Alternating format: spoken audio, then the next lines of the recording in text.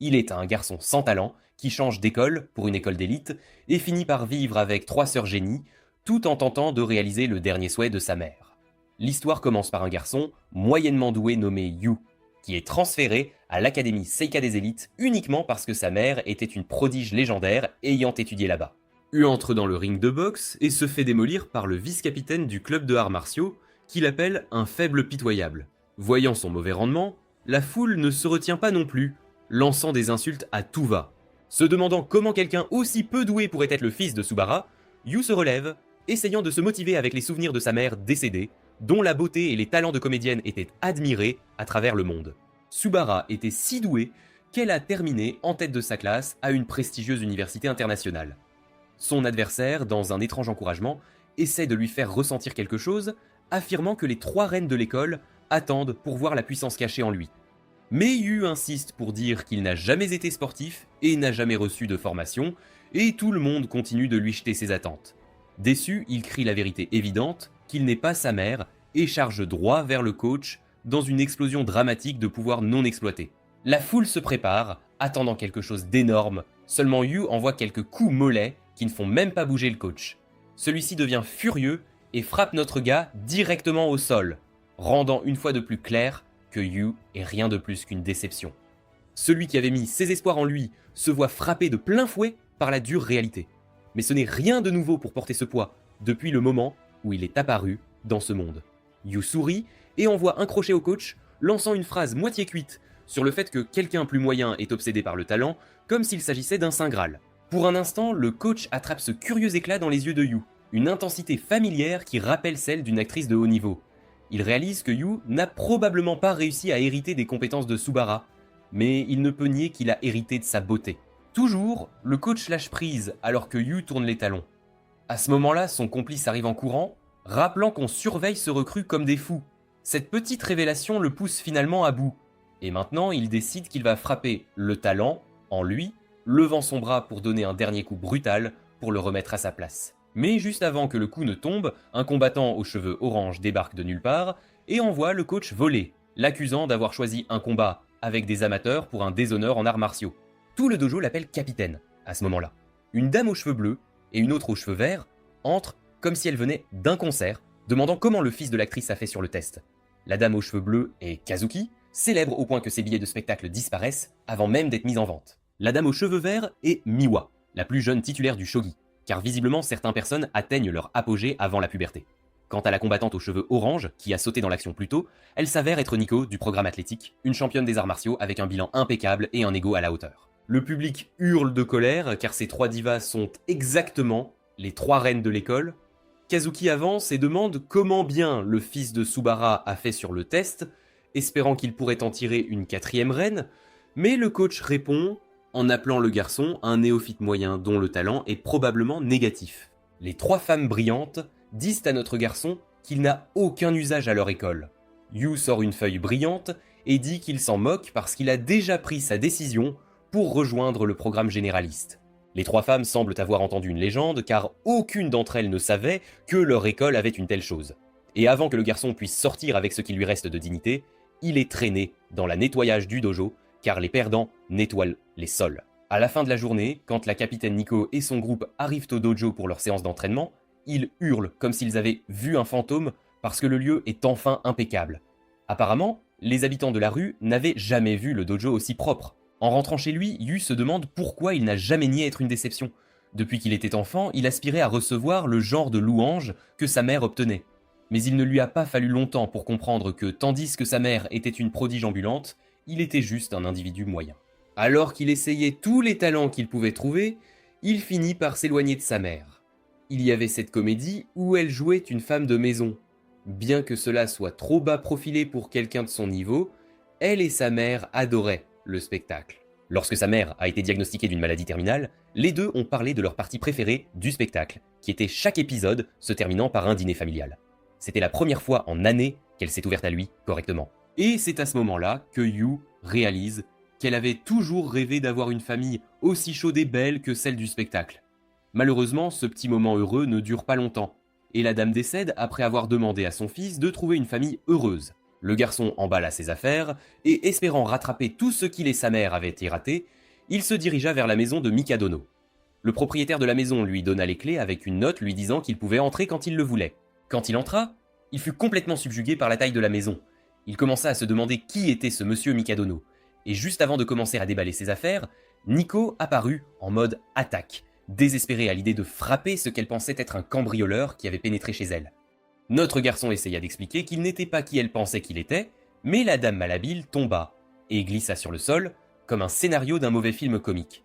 Yu profita de cette opportunité pour la taquiner, ajoutant que même les prodiges tombent de temps en temps, puis lui jeta un torchon comme s'il faisait du bénévolat. Alors que Miwa et Kazuki arrivaient et demandaient ce que ce garçon faisait chez eux, Nico précisa qu'il était clairement un cambrioleur. Alors que notre héros essayait de comprendre pourquoi ces reines étaient là, il reçut un appel de Mikadono lui-même. Le monsieur lui demanda s'il avait trouvé le lieu et expliqua que sa mère décédée non seulement était son amie, mais aussi son bénéfactrice, ce qui est pourquoi il revenait maintenant le service. Ce monsieur mystérieux ajouta qu'il avait oublié de lui dire qu'il avait 3 filles et lui demanda de bien s'entendre avec elles. Yu se tourna vers les sœurs, se souvenant du souhait de sa mère, et commença à penser qu'il devait vraiment devenir une famille avec les 3 filles Mikadono. Pour lui, cette situation ressemblait à un rêve. Vivre avec 3 sœurs génies semble être une bénédiction du ciel. Les filles, cependant, ne paraissent pas très enthousiastes à l'idée de cet arrangement, mais puisque leur père est celui qui prend les décisions, elles n'ont pas d'autre choix que de jouer le jeu. Encore ainsi, le garçon réussit à se ressaisir et à se présenter à nouveau, espérant mieux connaître les filles. À ce moment-là, il réalise quelque chose de terrifiant. Tout le manoir ressemble à une étable habillée en maison, pleine de désordre partout. Apparemment, Kazuki était chargée des vaisselles, mais elle fit une excuse bidon de ne pas avoir eu le temps. En réalité, elle avait essayé, mais avait cassé toutes les assiettes et avait abandonné en frustration. De son côté, Miwa et Nico étaient censés gérer le linge et le nettoyage. Mais en regardant leur apparence et leurs mouvements, elles semblaient être des désastres qui auraient ni besoin de nettoyage elles-mêmes. Après avoir été grillées là où ça fait mal, les filles changèrent rapidement de tactique et commencèrent à traîner notre garçon en lui rappelant qu'il avait obtenu un lamentable 45 sur le test d'aptitude, bien que Yu ne laisse pas passer cela et le moque en corrigeant à 42, alors que les 3 continuèrent à bavarder et à faire des plaintes inutiles, elles regardèrent autour d'elles et remarquèrent lentement que tout était soudainement illuminé comme un hall d'hôtel 5 étoiles. En fait, pendant qu'elles discutaient, le garçon avait déjà transformé le lieu en quelque chose de magicien de nettoyage. Le lendemain matin, notre garçon se réveilla espérant mieux connaître les filles lors du petit déjeuner, car il n'y avait pas d'école aujourd'hui. Il prévoyait de se reposer un peu, mais cette idée mourut rapidement grâce au tremblement de terre incessant secouant tout le lieu, qui se révéla être Nico, déchirant des tuiles, avec ses mains nues, dans son dojo personnel. Après avoir assisté à cette folie, il alla vérifier sur les autres. Miwa était occupé à jouer au shogi et à discuter avec un IA, tandis que Kazuki semblait diriger une laboratoire de drogue, jetant des choses au hasard dans un blender et préparant un milkshake suspect qui pourrait soit empoisonner quelqu'un ou le tuer carrément. Lorsqu'il lui demanda ce qu'elle faisait, Kazuki le moqua et dit qu'il s'agissait simplement de leur routine matinale, de la même manière que les gens comme lui devaient se brosser les dents et faire d'autres choses de base. Alors que Yu suggérait de dîner ensemble, la fille aînée Mikadono lui dit de gérer la maison car elles seraient toutes occupées avec des répétitions et des répétitions. Il se tourna ensuite vers Miwa pour l'inviter au petit déjeuner. Mais elle était déjà en train de boire du jus, probablement alimentant son cerveau avec toute la sucre dont elle avait besoin. Le non-prodigie dans une maison remplie de génies se dirigea vers la cuisine, pensant que c'était comme avec sa mère qui ne cuisinait que pour elle-même. Montrant à quel point les prodiges peuvent être centrés sur eux-mêmes, il se demandait comment il avait échoué à se connecter avec sa propre famille. Pourtant, il avait réussi à le faire avec des étrangers complets. Juste avant qu'il ne s'installe pour prendre son petit déjeuner, Nico entra. Bien qu'elle clairement veuille manger tout le repas soigneusement préparé, elle se retient et prétend qu'il s'agit d'un repas déséquilibré pour elle. Yu commence à lécher le repas pour l'inciter à manger, mais elle proteste bruyamment contre les glucides et les lipides excessifs, ajoutant qu'elle a encore besoin de 20 grammes de protéines supplémentaires et de vitamine B. Yu trouve absurde qu'on doive calculer les nutriments avant de manger. Miko explique que pour elle, manger sainement est aussi important que l'entraînement. Alors que les filles se préparent à partir, il se souvient comment sa mère suivait différents régimes alimentaires selon le type de tournage qu'elle avait. Lorsque les filles se précipitent vers la porte en hâte, il apparaît derrière elles et dit qu'elles ont oublié quelque chose. Cela les fait immédiatement frissonner de peur et elles commencent à vérifier tout en panique, arguant de ce qui manque. Mais il ne voulait que leur souhaiter une bonne journée. Même si elles trouvent dans cela inutile, les filles les finissent par rougir en route pour leur pratique et se sentent un peu heureuses à ce sujet. Pendant ce temps, Yu se met à faire la vaisselle et au milieu, il reçoit un appel du monsieur mystérieux, Mikadono. Le monsieur informe Yu qu'il ne sera pas souvent là en raison de ses responsabilités, ce qui laisse Yu coincé seul avec les 3 filles.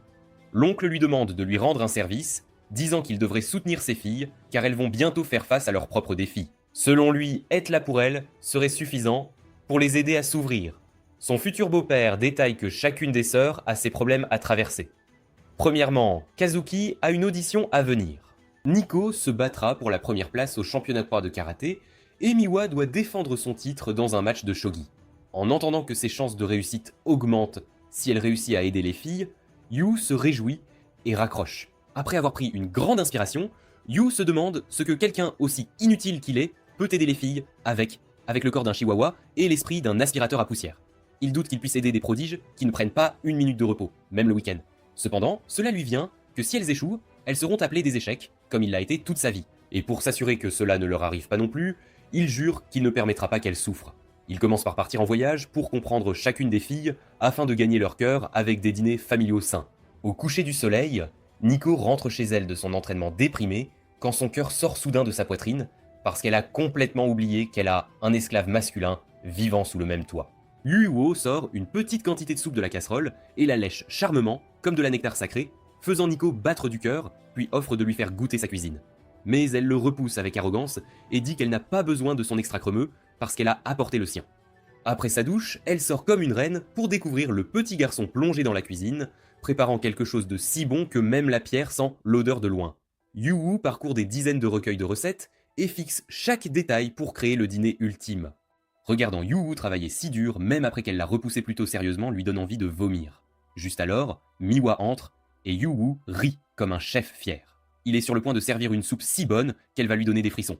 Voyant qu'il agit comme un complet idiot, les filles supposent qu'il est juste en train de parler. C'est alors que Nico se souvient des jours anciens, où les sœurs avaient un chef privé préparant des repas de 5 étoiles avec des ingrédients de luxe, mais même les 5 étoiles refusaient de manger ce plat sophistiqué parce qu'il manquait de nutriments, et elles mangent seulement ce qui est bon pour son corps.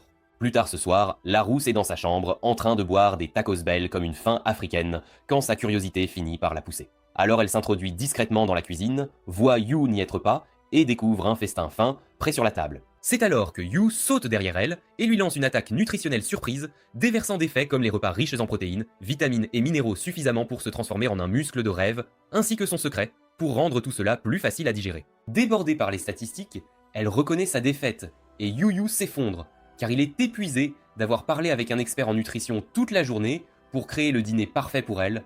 Reconnaissant l'effort qu'il a mis, Nico rougit comme une tomate mûre et finit par s'asseoir pour essayer. Dès qu'elle goûte, elle lui dit de transmettre ses félicitations au chef. Yu, de son côté, commence à se demander s'il peut vraiment dompter Nico avec de la nourriture, comme il dompte les chats dans Minecraft, mais son visage idiot la rend visiblement mal à l'aise. Pendant ce temps, Miwa salive déjà devant la vue du repas et essaie de descendre discrètement pour en manger un morceau. Mais Yu la surprend, en train de s'infiltrer, et commence à bombarder de faits nutritionnels jusqu'à ce qu'elle abandonne et se joigne à la table comme une personne normale. Entendant qu'il a également adapté la nourriture pour Miwa, Nico respecte davantage Yu. Miwa pointe vers les rares expressions douces de sa sœur et remarque qu'elle n'a pas vu ça depuis longtemps et remarque également que Nico a pris quelques kilos. Nico riposte que Miwa n'est pas exactement une modéliste, mais Miwa rit parce que tout le bien va en haut, tandis que le reste alimente son cerveau galactique. Pendant ce temps, Yu est satisfait de voir les sœurs discuter, Kazuki entre et est immédiatement dégoûté de les voir manger ensemble à la table comme une famille saine. Le Rizlord s'approche d'elle et la laisse savoir qu'il a de la riz brun plein de B12 pour sa peau, ainsi qu'une marinade de saumon pleine d'antioxydants pour éliminer toute la dépression de sa longue journée de travail. Sa proposition presque fonctionne, mais elle la bloque net et refuse d'être charmée comme ses sœurs faibles. Nico riposte et défend Yu faiblesse tension, mais Kazuki fait clairement comprendre qu'elle n'est pas contre le rapprochement familial, et c'est juste que manger la cuisine d'un paysan à la table comme une famille normale ne convient pas à la princesse. Et ainsi, la dernière parcelle de respect de Yu disparaît dans le royaume des ombres. Voyant qu'il a l'air comme s'il venait de perdre sa grand-mère, Nico lui prend l'assiette des mains et commence à manger pour le réconforter. Mais Yu se remet immédiatement et vigoureusement lui dit de ne pas continuer à voler des portions supplémentaires, sinon elle va vraiment devenir un ours en plus gras. Miwa est étonné de savoir s'il veut qu'elle mange de sa cuisine ou pas, tandis que Nico presque explose d'anévrisme de son manque de respect. Yu poliment déclare qu'il est son travail de suivre tout ce qui entre et sort de son corps, et ces mots outranciers presque font exploser Nico de honte.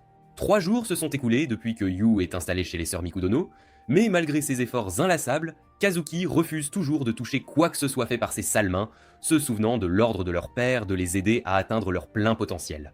Yu canalise son intérieur lalouche et fait un plan A. Pendant la pause, des échos de cris aigus résonnent dans les couloirs alors qu'un groupe de filles envahit Kazuki-senpai comme des mouches, lui arrosant de louanges de bas niveau. Yu est stupéfait de sa popularité, mais il se prépare à l'impact et hoche la tête avec un grand sourire en saluant le groupe. Les filles reconnaissent immédiatement qu'il est ce talentless bum et Kazuki lui dit de partir avant qu'il ne souille son aura divine avec sa loser energy, lui lançant un regard comme s'il avait utilisé du papier hygiénique. Mais Yu l'appelle Amini, alors qu'il annonce qu'il a passé toute la nuit à essayer de la conquérir et qu'il a quelque chose qu'il seul peut lui donner, et il est sûr qu'elle l'aimera. Évidemment, parlant de sa cuisine, les filles sont complètement ébranlées, donc Kazuki hurle à Yu de cesser de mentir à tout le monde avec ses déclarations négatives et jurant qu'elle va lui faire payer quand elles rentreront, ce qui creuse encore plus le fossé. Son armée de fans l'assaillit avec des questions, donc Yu utilise le chaos pour s'échapper.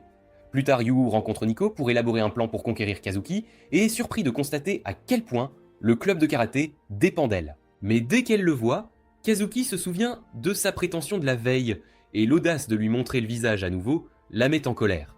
Ses dévots immédiatement se demandent qui ce fou pense qu'il est en l'appelant par son prénom si facilement, mais un regard sur la reine des enfers les envoie en courant. Yu réalise rapidement qu'il ne sortira pas indemne s'il continue comme ça. Donc Miwa est officiellement la seule carte qu'il a à jouer. Ailleurs dans l'école, Miwa joue au shogi sur son téléphone quand elle entend ses camarades de classe se battre avec un problème. Elle fait un rapide calcul et dit qu'ils doivent vraiment être déficients s'ils ne peuvent pas résoudre quelque chose de si simple. Comme prévu, les filles sortent rapidement avec leur dernier respect intact, et Yu les regarde partir. Il entre en classe, mais après avoir senti le changement de humeur de Miwa à l'école, il diminue son excitation. Yu, poliment, l'invite à partager le déjeuner avec lui dans la cantine, mais elle lui dit de partir. Quand Miwa réalise qu'il ne lâchera pas, She-Power sort de la classe, et il la suit partout dans l'école. Il obstinément poursuit même après qu'elle insiste pour qu'il parte, et avant qu'il ne le sache, elle rit joyeusement en courant comme si c'était un jeu de course-poursuite. Après s'être bien dépensé, le duo, visiblement pas très sportif, halète comme des chiens asthmatiques. Il lui fait remarquer qu'elle ressemble à la petite discrète de la classe. En l'entendant, elle avoue que les conversations banales des lycéennes moyennes sont trop difficiles à comprendre pour elle, car elle fait partie de la royauté. Quand Yu dit qu'il comprend, elle le fixe, complètement perdu, se demandant comment c'est possible.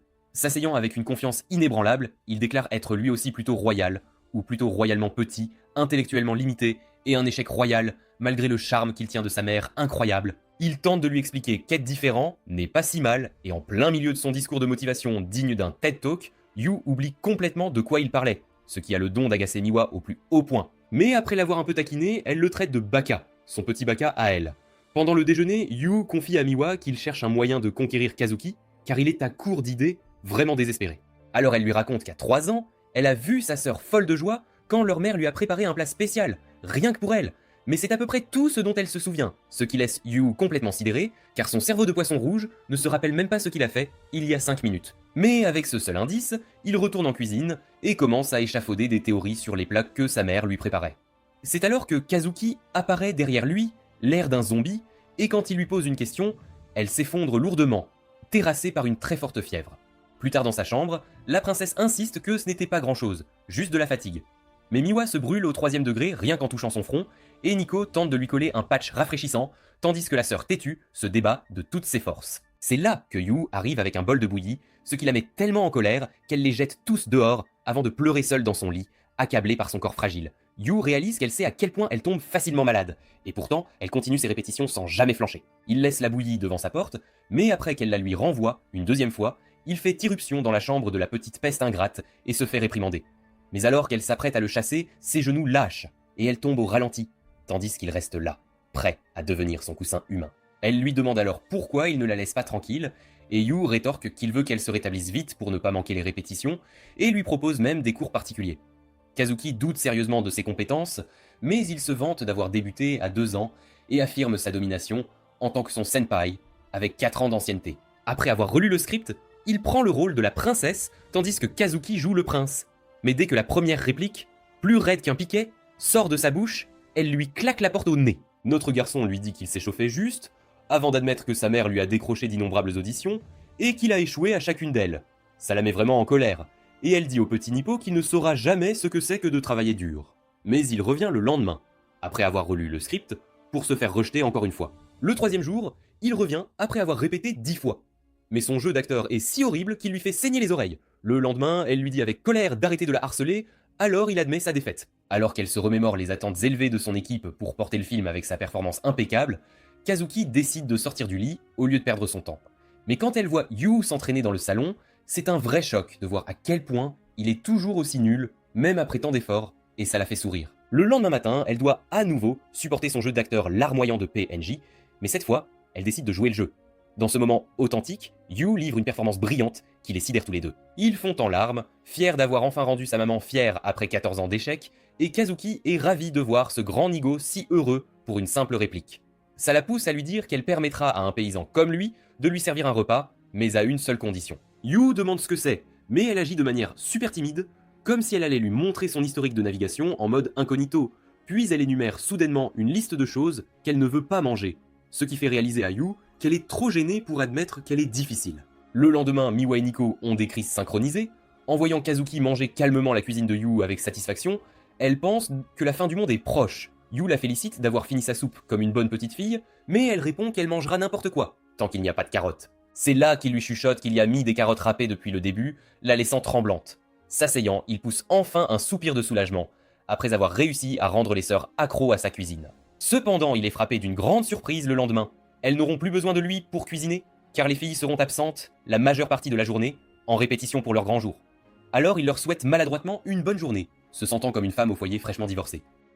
Ce n'est pas nouveau pour lui, sa mère était aussi absente des mois entiers, et c'est justement pourquoi ils n'ont jamais pu devenir proches comme il l'aurait trop voulu. Encore une fois, il prend conscience que la distance entre des génies comme elle et des sans-vie comme lui est trop grande, et même si leur père lui a demandé de les soutenir, il ne sait plus quoi faire. Fixant la fenêtre, il se remémore un petit mot que sa mère avait écrit à l'hôpital, où elle souhaitait qu'il ait une famille heureuse.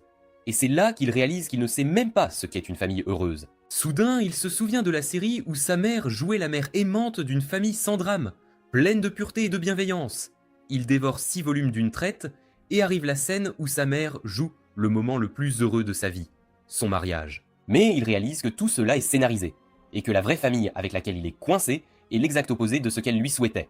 Juste à ce moment, les sœurs Mikadono rentrent à la maison et se moquent de Miwa, la traitant de paresseuse, car elle a l'air si épuisée, comme si elle revenait d'une journée à la mine. Elle trouve Yu en train d'essuyer ses larmes en regardant des films et se demande ce qui l'a rendu si ému.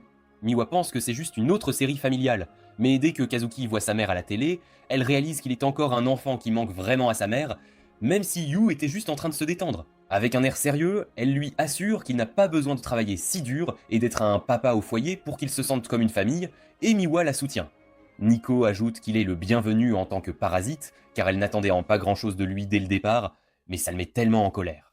Yu confesse que la raison pour laquelle il travaille si dur, c'est parce qu'il n'a pas cherché à créer de lien avec sa mère, pensant qu'elle était trop différente de lui. C'était une erreur qu'il a regrettée par la suite, alors il veut se connecter de cœur à cœur, et refuse de rater l'occasion de profiter, lui aussi, d'une vie de famille heureuse avec elle.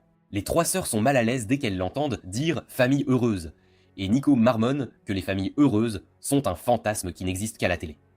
Mais Sundir le prend au jeu et demande comment elles peuvent être une famille, tandis qu'à la télé, le protagoniste demande l'héroïne en mariage et l'embrasse, faisant hurler le public. Après avoir vu ça, Yu sent les sœurs Mikadono transpercer son âme de leur regard avant de paniquer complètement face au plan fou du petit homme.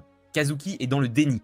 Elle a en fait fantasmé sur le mariage une seconde, tandis que Nico essaye de se convaincre qu'elle préférerait s'entraîner plutôt que d'épouser un raté. Et Miwa pense qu'elle a été lobotomisée par cette stupide scène d'amour. Juste à ce moment, Yu déclare qu'il a déjà fait son choix et prononce le nom de Nico, la laissant figée sur place. Il en rajoute et affirme qu'ils doivent connaître leur date d'anniversaire. Les 3 sœurs disjonctent quand il explique que Nico est dans la même classe. Donc en tant que famille, il devrait savoir si elle est sa petite sœur ou une Ara Onisan. Ça déconcerte à nouveau les filles, et elles disent au paysan parasite de rester à sa place, à la poubelle. Plus tard dans le bain, Nico est toujours troublée. Elle entend son cri à faible taux de testostérone résonner depuis la cuisine. Elle se précipite, pensant qu'il y a eu une intrusion, seulement pour le trouver dévasté parce qu'il n'y a plus de pain pour les sandwichs. Nico lui lance de cesser de pleurer pour des choses aussi insignifiantes que lui. Mais quand elle réalise qu'elle est pratiquement nue, elle s'enfuit, embarrassée, et percute Miwa. Sa sœur intellectuelle remarque immédiatement qu'elle est un peu trop rouge pour quelqu'un qui vient de sortir du bain, Miwa commence à analyser tous les scénarios possibles qui auraient pu la rendre si troublée quand Yu apparaît avec une pile de serviettes. Ses hormones s'emballent dès que sa main touche la sienne, alors elle laisse tomber les serviettes et commence à le tyranniser, ce qui fait penser à Yu qu'il est puni pour être un parasite. Voyant Miwa en pleine crise hormonale, tout comme elle, Nico lui demande si elle aussi a le béguin pour le petit chenapan. Mais Miwa s'accroche immédiatement au « aussi » et commence à la réprimander pour s'être confessée par accident. Pendant que Yu plie silencieusement les serviettes dans la zone de guerre, observant les deux sœurs faire du grabuge, Kazuki soupire et dit à ses petites sœurs de se comporter de leur âge. Bon sang. Yu lui demande de l'aide pour ranger une casserole sur l'étagère du haut, et la charmante princesse lui demande s'il a besoin d'autre chose une fois qu'elle a fini. Quand Yu la remercie avec un sourire charmant, elle fait semblant d'être cool, comme si ça ne l'avait évidemment pas fait fondre, jusqu'à ce que ses sœurs le remarquent et la dénoncent. Yu en a marre, déclenchant une dispute enflammée car elles sont une famille. Pour savoir qui taisait la plus grande idiote amoureuse, ce qui laisse les filles le fixer avec une déception palpable. Après leur départ, il soupire puis remarque qu'elles ont laissé tout le salon en désordre. En rangeant, Yu réfléchit silencieusement que la vraie vie ne sera jamais aussi parfaite qu'à la télé. Même ainsi, le dîner qu'ils ont partagé est un souvenir qu'il chérira toujours. Il se surprend à souhaiter une vie heureuse avec elle, et c'est là qu'il tombe sur un trésor inattendu. Une photo du trio Mikadono, adorable petite fille. Il fait instantanément une overdose de mignonnerie et se demande comment elles sont passées de ça à ce qu'elles sont maintenant. Il aimerait pouvoir prendre une nouvelle photo d'elle sous le cerisier en fleurs et décide de demander autour de lui qui a oublié la photo. Mais quand il vérifie auprès des sœurs, toutes les trois lui claquent immédiatement la porte au nez. Cela ne fait qu'alimenter les soupçons de Sherlock Holmes. L'une d'elles cache quelque chose. Et si quelqu'un garde cette photo, cela signifie qu'au fond, l'une d'elles regrette le bon vieux temps en famille, tout comme lui. Cependant, le lendemain matin, les trois sœurs partent, chacune de leur côté, mettant fin à son enquête privée avant même qu'elle ne commence. Pourtant, il est impressionné d'apprendre que ces prodiges voyagent partout dans le pays et décident de creuser davantage pour savoir où se déroulent leurs événements. Et c'est là qu'il décroche le gros lot. Plus tard cette nuit-là, Yu réchauffe du lait pour aider Kazuki à mieux dormir, mais Miwa et Nico ont l'air visiblement agacées, car elles ont oublié de réserver une chambre d'hôtel. Au bon moment, leur chevalier en armure de sarcasme les sidère, en révélant qu'il a déjà réservé un hôtel pour elles. Il leur tend 2 cartes distinctes et leur souhaite effrontément un bon séjour, car il leur a choisi un endroit 5 étoiles. Miwa n'est pas si enchantée et boude, disant qu'elle ne peut pas être heureuse en mangeant de la nourriture de clochard pendant 2 jours, et Nico est d'accord. Le petit monstre lui demande si elle dit qu'elle ne peut pas passer une seule journée sans lui, rendant ses joues plus rouges que des roses. Le gobelin suffisant sourit largement et dit qu'il est ravi de les accompagner. Plus tard, au tournoi de shogi, Miwa domine son adversaire en quelques secondes, laissant tout le monde stupéfait par son talent brut. En sortant, une femme l'informe que son prochain match sera contre un maître de 4e dan, donc ça pourrait être un défi. Mais Miwa s'éloigne, l'air blasé, et pense à s'entraîner avec une IA à l'hôtel. C'est alors qu'une vue imprenable sur les cerisiers en fleurs la captive complètement. Elle se remémore de doux souvenirs de leur enfance et retourne à l'hôtel seulement pour que sa mâchoire tombe au sous-sol en voyant une Kazuki déguisée s'enregistrer au comptoir. Les deux sœurs commencent immédiatement à se questionner mutuellement. Et au milieu de ça, Nico fait aussi son entrée et laisse tomber son sac, sous le choc. Comprenant enfin, Miwa demande à la tête de feu si son tournoi est aussi dans la même ville. Yu apparaît, tout fier, et commente qu'il est plutôt étrange que 3 sœurs ne connaissent même pas la destination de l'autre. Il révèle fièrement que, puisqu'elles ne se parlent pas, il leur a créé l'occasion de faire exactement cela. Les sœurs se mettent en colère quand elles apprennent qu'il les a réservées dans la même chambre, mais Yu fait juste semblant de leur avoir rendu un immense service en leur offrant une chance de faire une soirée pyjama classique. Mettant cela de côté, elle lui demande ce qu'il fait là, et Yu se déclare leur guide officiel pour le festival, tout en complotant secrètement pour prendre une photo de famille, qu'elle le veuille ou non. Cependant, les sœurs s'unissent contre son idée stupide, alors il essaie de les convaincre qu'il y a un célèbre sanctuaire qu'elles peuvent visiter pour prier pour la chance. Nico le rembarre, disant qu'elle n'est pas un raté comme lui qui a besoin de chance. Mais Yu soutient que même les plus grands prodiges d'Hollywood s'y rendent, car la foi débloque un tout nouveau niveau de confiance. De plus, c'est un excellent moyen de se défouler de leur routine déprimante. Il les convainc finalement en mentionnant les fruits de mer frais.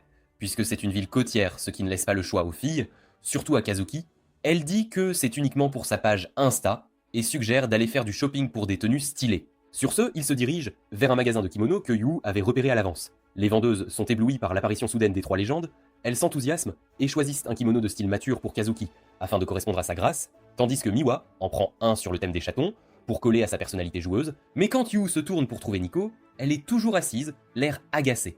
Alors il lui demande si elle n'aime pas les kimonos. Il souligne qu'il y a des tonnes de styles, mais elle grommelle qu'elle n'aurait de toute façon pas l'air bien dedans. La vendeuse lui apporte alors un design audacieux pour correspondre à sa personnalité, beau gosse. Mais Nico se remémore le moment où elle voulait une robe girly et leur père ne l'a jamais laissé acheter quoi que ce soit de féminin. Elle s'en prend à la vendeuse, mais juste à ce moment, Yu apparaît avec un kimono qui rayonne d'une féminité absolue et dit qu'il pense que c'est parfait pour elle, car c'est la plus mignonne, la plus adorable fille qu'ils connaissent. Nico est touché en plein cœur, et quand il lui demande de choisir entre les deux styles, elle emporte les deux dans la cabine d'essayage. Au moment où elle en sort, les cheveux attachés, tous les trois sont complètement époustouflés par sa beauté envoûtante. Après cela, la famille pas si typique se dirige vers le festival pour en profiter. Miwa mentionne qu'elle commence à avoir faim, ce qui pousse Yu à lui rappeler de rester prêt et de ne pas s'éloigner. C'est alors que la foule reconnaît Kazuki, et en un rien de temps, une nuée de gens se précipite vers elle, comme une meute de fans désespérés pour un autographe. Yu avait espéré que les sœurs se rapprocheraient grâce à cette sortie, mais à la façon dont les choses se déroulent, Kazuki semble être passée en mode travail. Tandis qu'elle observe ses sœurs savourer leur nourriture, Kazuki ressent brièvement une pointe de nostalgie, mais elle l'écarte aussitôt. Au même moment, une fille à proximité, qui n'a clairement aucun intérêt pour Kazuki, presse son amie de se dépêcher et de la suivre. Cependant, alors qu'elle se détourne, sa sandale se casse et elle commence à tomber en avant. Avant qu'elle ne touche le sol, Kazuki la rattrape et finit par impressionner même ceux qui n'étaient pas ses fans. Portant la fille en mode princesse, elle l'aide à trouver un endroit pour s'asseoir. Pendant ce temps, Yu a du mal à suivre Kazuki dans une foule aussi chaotique. Après que Kazuki ait escorté la fille en sécurité et commence à errer avec une traînée de fangirls derrière elle, elle est soudainement poussée directement dans les buissons par quelqu'un qu'elle soupçonne instantanément d'être un kidnappeur. Il s'avère que le soi-disant kidnappeur n'est autre que notre garçon. La tête bleue s'apprête à faire un scandale, déjà gonflé de rage, exigeant une explication pour ce qui venait de se passer. Mais avant qu'elle ne puisse commencer à râler, il la fait taire calmement et lui dit de se jeter sur la nourriture qu'il a apportée pour qu'elle puisse enfin profiter du festival. Elle proteste bien sûr et détourne le visage comme un chat boudeur, insistant qu'il ne peut pas toujours la soudoyer avec de la nourriture. Mais notre gars ne recule pas et lui fait remarquer qu'il a vu qu'elle s'était blessée au pied. Sans perdre de temps, il vérifie et découvre que c'est en fait une assez mauvaise blessure. En la pansant avec soin, il lâche quelques mots sages sur le fait qu'elle n'a pas besoin de correspondre aux attentes de qui que ce soit et devrait juste être qui elle veut, bon sang. La rousse finit de bander son pied avec cette touche calme et pragmatique, tandis qu'elle reste assise, rougissant silencieusement comme une collégienne confuse. Pendant ce temps, Nico et Miwa font de leur mieux pour profiter de la journée. Mais il s'avère que la tête orange est hilarante et désespérément nulle au jeu du festival. Son visage devient plus rouge qu'une tomate bouillie, alors qu'elle n'arrive pas à attraper un seul saumon, s'agitant comme si elle pêchait les yeux fermés. Juste à ce moment, toutes les deux se figent en apercevant leur sœur aînée qui s'approche pour les rejoindre. Et juste à côté d'elle se trouve Yu, qui l'a en quelque sorte convaincu de porter un masque suspect pour l'aider à passer incognito. Yu suggère ensuite un match faisant équipe avec Kazuki, tandis que l'autre côté se retrouve avec Nico et Miwa. Nico lance immédiatement une pique à sa sœur, disant qu'elle devrait porter ce masque souriant effrayant tout le temps, car son visage habituel donne l'impression qu'elle est prête à tuer quelqu'un. Kazuki sourit sous le masque et le match commence. Yu finit par casser sa raquette à attraper les poissons en premier, suivi par Miwa, qui crie instantanément à la tricherie et accuse sa sœur d'avoir triché, car la sienne n'est même pas encore abîmée. Les choses dégénèrent vite et le défi se transforme en une véritable bagarre fraternelle. Yu recule, se disant que c'est peut-être un rare moment de rapprochement déguisé, et s'éloigne en courant pour aller voir une grande compétition qui se déroule à proximité. Apparemment, la tâche consiste à sauter sur des plateformes en forme de lotus et à atteindre la porte Tori, ce qui ressemble honnêtement à un jeu truqué pour super-humains. Le gagnant obtient non seulement une chance ridicule, mais aussi un selfie gênant avec le gardien doré du sanctuaire. Les animateurs sont très sérieux aussi, affirmant que mettre le selfie en fond d'écran de son téléphone augmente la chance, et ajoutant même une garantie étrange. Yu fait défiler l'ancienne photo de Festival des Sœurs, et réalise que c'est la même compétition où elles ont gagné et pris cette photo avec la statue. Inspiré, il décide de recréer cette scène, espérant pouvoir, d'une manière ou d'une autre, réaliser l'impossible et atteindre lui-même la ligne d'arrivée. Avant même que Yu ne puisse se décider, la foule est déjà en délire, les gens se précipitant pour gagner ce selfie maudit avec la statue. L'un après l'autre, ils échouent lamentablement, car certaines des plateformes en forme de lotus s'enfoncent et coulent dès que quelqu'un y pose le pied. Il s'avère qu'il faut trouver le chemin chanceux des feuilles pour atteindre la porte sans finir trempé, ce qui donne l'impression que tout cela est une version live-action de Fall Guys. Les gens continuent de sauter et de tomber, rendant la tâche un peu plus facile pour le groupe suivant de deviner quelle plateforme pourrait réellement tenir.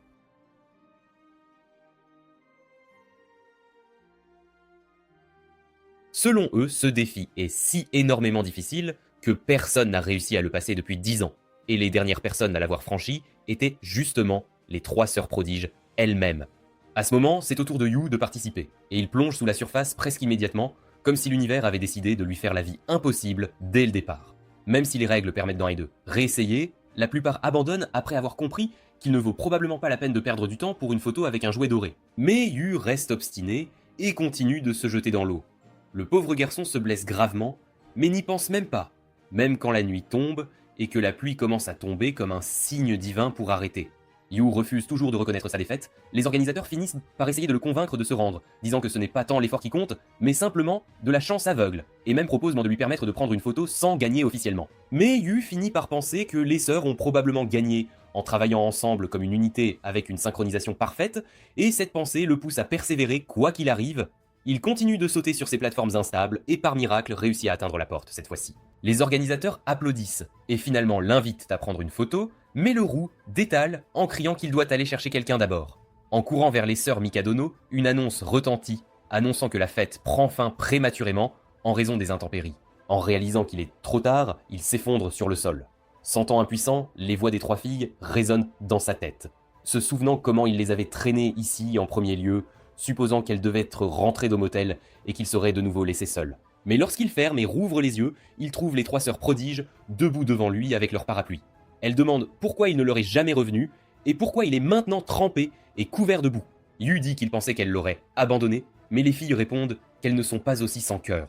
Elles lui demandent de les conduire au motel, l'appelant leur chef de la fête, et même lui permettent de partager leur parapluie, expliquant qu'il n'en restait que 3 au stand et qu'elles ne pouvaient pas en obtenir un 4e.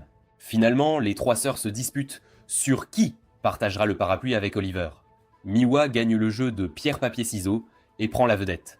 Après leur retour et leur bain, les filles vérifient leur chef personnel et trouvent de quoi qu'il ressemble à un vrai désastre. Elles demandent s'il prévoit de sauter son bain entièrement, et c'est alors que le roux avoue timidement qu'il a oublié de réserver une chambre séparée pour lui-même. Maintenant, tous les hôtels voisins sont pleins, et il n'a nulle part où dormir. Le garçon sourit maladroitement et dit qu'il dormira dans un café. Les sœurs le regardent, comprenant qu'il est sans espoir. Et juste avant qu'il ne parte, Kazuki l'arrête et le pousse dans leur chambre. Mais elles discutent de la honte que cela causerait à leur nom et à leur profession si un chat attrapait froid dehors sous la pluie. Nico souligne même que puisqu'elles vivent déjà ensemble, gérer ça une fois ne serait pas un gros problème. Le prochain problème qui surgit est qu'il n'y a pas de robe pour le garçon à porter, puisque le désespéré a oublié de ramener une aussi. Mais après quelques regards gênés et moments nerveux, Yu finit par repérer une autre robe et court se doucher. Tandis qu'il se douche, il crie derrière la porte, leur disant de l'oublier et de bien dormir. Finalement, les lumières s'éteignent et tout le monde s'installe pour dormir. Mais maintenant, un nouveau problème apparaît. Les 3 sœurs trouvent leur cœur battre, incapables de s'endormir. Leur visage reste rougi, malgré qu'il n'ait pas de fièvre. L'histoire revient un peu en arrière, révélant que Yu a réussi à convaincre les 3 sœurs de prendre une photo avec la statue. Comme prévu, il a encore tout foiré et s'est moqué, ce qui a fait rire encore plus les sœurs. Dans le présent, lorsque le garçon vérifie joyeusement son sac, il ne trouve pas la vieille photo des 3 sœurs. Au lieu de cela, il découvre une lettre disant « Elle a pris la photo ». Il sourit, heureux que la photo soit maintenant avec sa propriétaire légitime, et s'endort instantanément. Voyant qu'il s'est endormi si vite, les 3 filles s'assoient silencieusement. Intriguées par le fait qu'elles sont toutes encore éveillées, elles échangent des regards et commencent doucement à parler de comment elles n'ont pas changé du tout. Elles se disputent et rient des souvenirs d'autrefois, réalisant que bien qu'elles vivent ensemble, la vie les tient si occupées qu'elles n'ont pas beaucoup de temps pour des moments comme celui-ci. Miwa se tourne et vérifie à la fois les anciennes et les nouvelles photos avec ses sœurs, confirmant qu'elle était celle qui avait gardé la vraie photo en toute sécurité. Elle rit, pensant à Yu comme un idiot adorable qui a passé tout ce temps pour les persuader de prendre une autre photo ensemble. Les 3 sœurs silencieusement remercient le garçon dans leur cœur avant de finalement s'endormir. Le lendemain matin, pendant que les tâches sont faites, Yu vérifie les nouvelles et est surpris de voir des titres louant les 3 sœurs pour leurs résultats exceptionnels. Malgré la soirée précédente passée à se moquer, le lendemain, assis en classe, Yu fantasme sur comment il préparera le dîner pour les 3 sœurs lorsqu'il rentrera chez lui.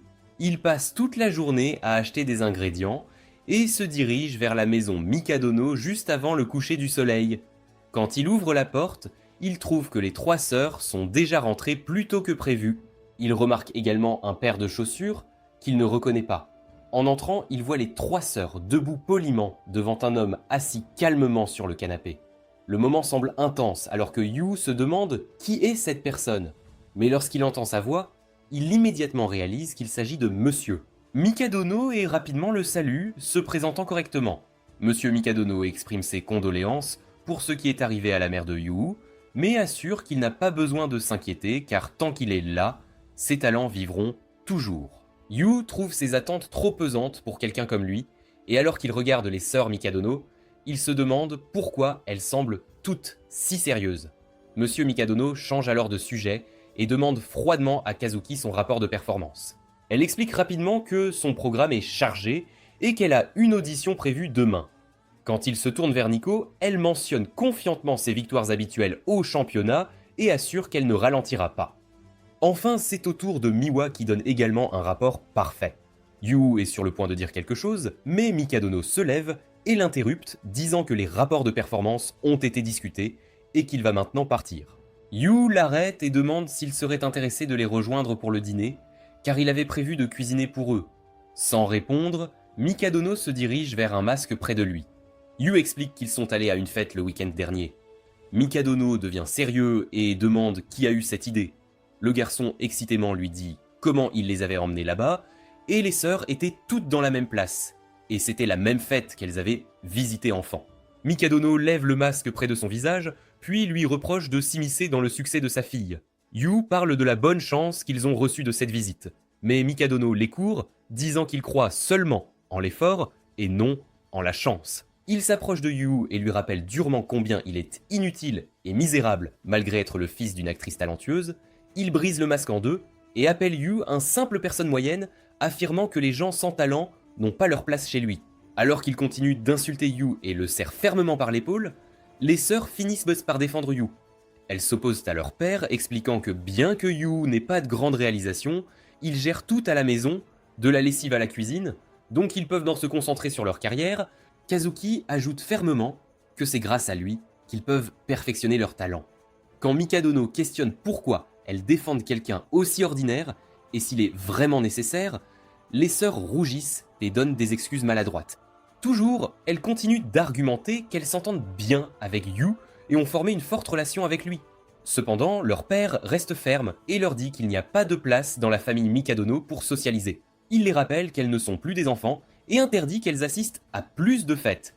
Il leur dit de se concentrer sur l'amélioration de leurs résultats et part. Yu demande silencieusement s'il peut les rejoindre pour le dîner. Mais Nico se tourne et s'excuse gentiment, disant qu'elles n'ont plus le temps de savourer son délicieux repas. Une semaine passe et tout semble revenir à la normale depuis que Yu habite la maison. Mais après avoir rencontré leur père, Yu comprend enfin pourquoi ses filles travaillent si dur pour perfectionner leur talent et s'éparse de leur éducation stricte. Il se souvient comment les sœurs ont commencé à s'entendre entre elles. Ce soir-là, tout le monde au club rentre chez eux. Sauf Nico qui reste tard pour pratiquer comme elle le faisait autrefois. Il se trouve qu'elle revenait tôt, juste pour le dîner, mais maintenant elle est de nouveau dans son rythme habituel, prenant un moment pour manger. La nourriture a un goût fade après s'être habituée à cuisiner. Kazuki se sent la même chose en regardant sa boisson protéinée saine et nutritive, mais elle ne peut pas se résoudre à la boire. Même Mihua semble déroutée, ses snacks habituels ne semblant plus aussi excitants. Toutes les trois se retrouvent coincées, se demandant pourquoi elles ne peuvent plus revenir à leur ancienne routine. De son côté, Yu se sent triste et souhaite que les choses puissent revenir comme avant. Il se souvient de la famille chaude de la série télévisée dans laquelle sa mère jouait et décide qu'il veut créer quelque chose comme ça. Cette pensée lui donne une nouvelle source de motivation. Le lendemain matin, tandis que les trois sœurs sortent de la maison, Nico réalise que Yu n'a pas salué avec son habituel ton joyeux, ce qui la rend triste. Plus tard à l'école, quand le déjeuner arrive, Nico ouvre son sac pour attraper une barre protéinée, mais trouve une collation préparée. Son visage devient aussi rouge qu'une tomate, et les deux autres sœurs font de même, chacune trouvant un repas soigneusement emballé. Quand ses camarades de classe demandent si elle ne va pas manger et suggèrent qu'ils pourraient être partagés, elle refuse fermement et dit qu'elle mangera chaque bouchée elle-même. Pendant ce temps, Yu dort sur son cahier, complètement épuisé après s'être levé à 4h du matin pour préparer leur repas. Plus tard, quand ils trouvent leur boîte de déjeuner vide, il sourit intérieurement, sachant qu'ils ont aimé la nourriture. Ce soir-là, les trois sœurs appellent Yu et lui disent sérieusement qu'elles veulent former une codirection avec lui. Confuse, Yu se demande pourquoi elle parle soudainement de navire, mais les sœurs ne semblent pas dans l'humour de plaisanter. Elles lui rappellent que leur père avertit qu'il les chasserait s'ils ne prouvaient pas sa valeur. Donc elles proposent qu'elles accepteront de le considérer comme l'un des leurs s'il les soutient dans les défis à venir. Elles expliquent ce qui les attend chacune et disent d'abord qu'elles ont besoin de son aide pour affronter tout cela. Excité par l'idée, Yu promet qu'il préparera leur déjeuner tous les jours parce qu'ils sont une famille. Mais les sœurs le corrigent et expliquent clairement qu'il est seulement un soutien. Le lendemain, juste avant que les sœurs Mikadono ne partent pour la journée, Yu leur remet leur collation préparée. Kazuki informe qu'elles rentreront vers 7h ce soir, donc il peut préparer le dîner pour elles. Il les envoie avec son habituel souhait chaud, et pour une raison quelconque, cette simple action fait toutes les trois rougir comme des tomates chaudes, comme si tout était juste parfait dans ce moment. Plus tard pendant la pratique, Kazuki porte une perruque et essaye maladroitement de travailler sur son côté féminin. Mais alors qu'elle est en plein milieu, deux femmes apparaissent soudainement et la terrorisent. Pendant que Nico est en plein milieu de sa pratique, son téléphone sonne et elle répond rapidement, seulement pour entendre que son entraîneur vient de rentrer d'une tournée à l'étranger et veut la rencontrer. À la même fois, petite Miwa est profondément engagée dans sa propre séance d'entraînement, mais est renversée par son entraîneur. Son entraîneur la rappelle calmement que le moment viendra où elle devra choisir quelle voie elle veut vraiment suivre. Quand les sœurs Mikadono rentrent chez elles ce soir-là, chacune d'entre elles a beaucoup de choses en tête. Mais dès qu'elles entrent dans la maison, elles trouvent Yu qui court sur un sac de farine. Et quand elles lui demandent tout ce qu'il fait, il leur dit avec confiance qu'il prévoit d'ajouter des nouilles udon à la recette et veut utiliser du blé entier pour réduire le contenu de glucides dans leur alimentation.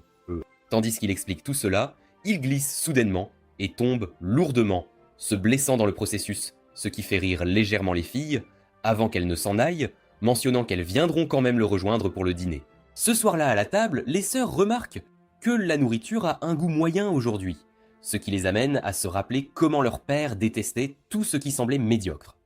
Dans ce moment silencieux, chacune d'entre elles trouve un certain confort dans cette médiocrité. Plus tard, tandis que Yu fait la vaisselle, Kazuki entre et offre de l'aider, disant qu'elle essaie de travailler sur son côté féminin. Yu note que laver la vaisselle n'a rien à voir avec être féminin, mais elle insiste et se joint à lui.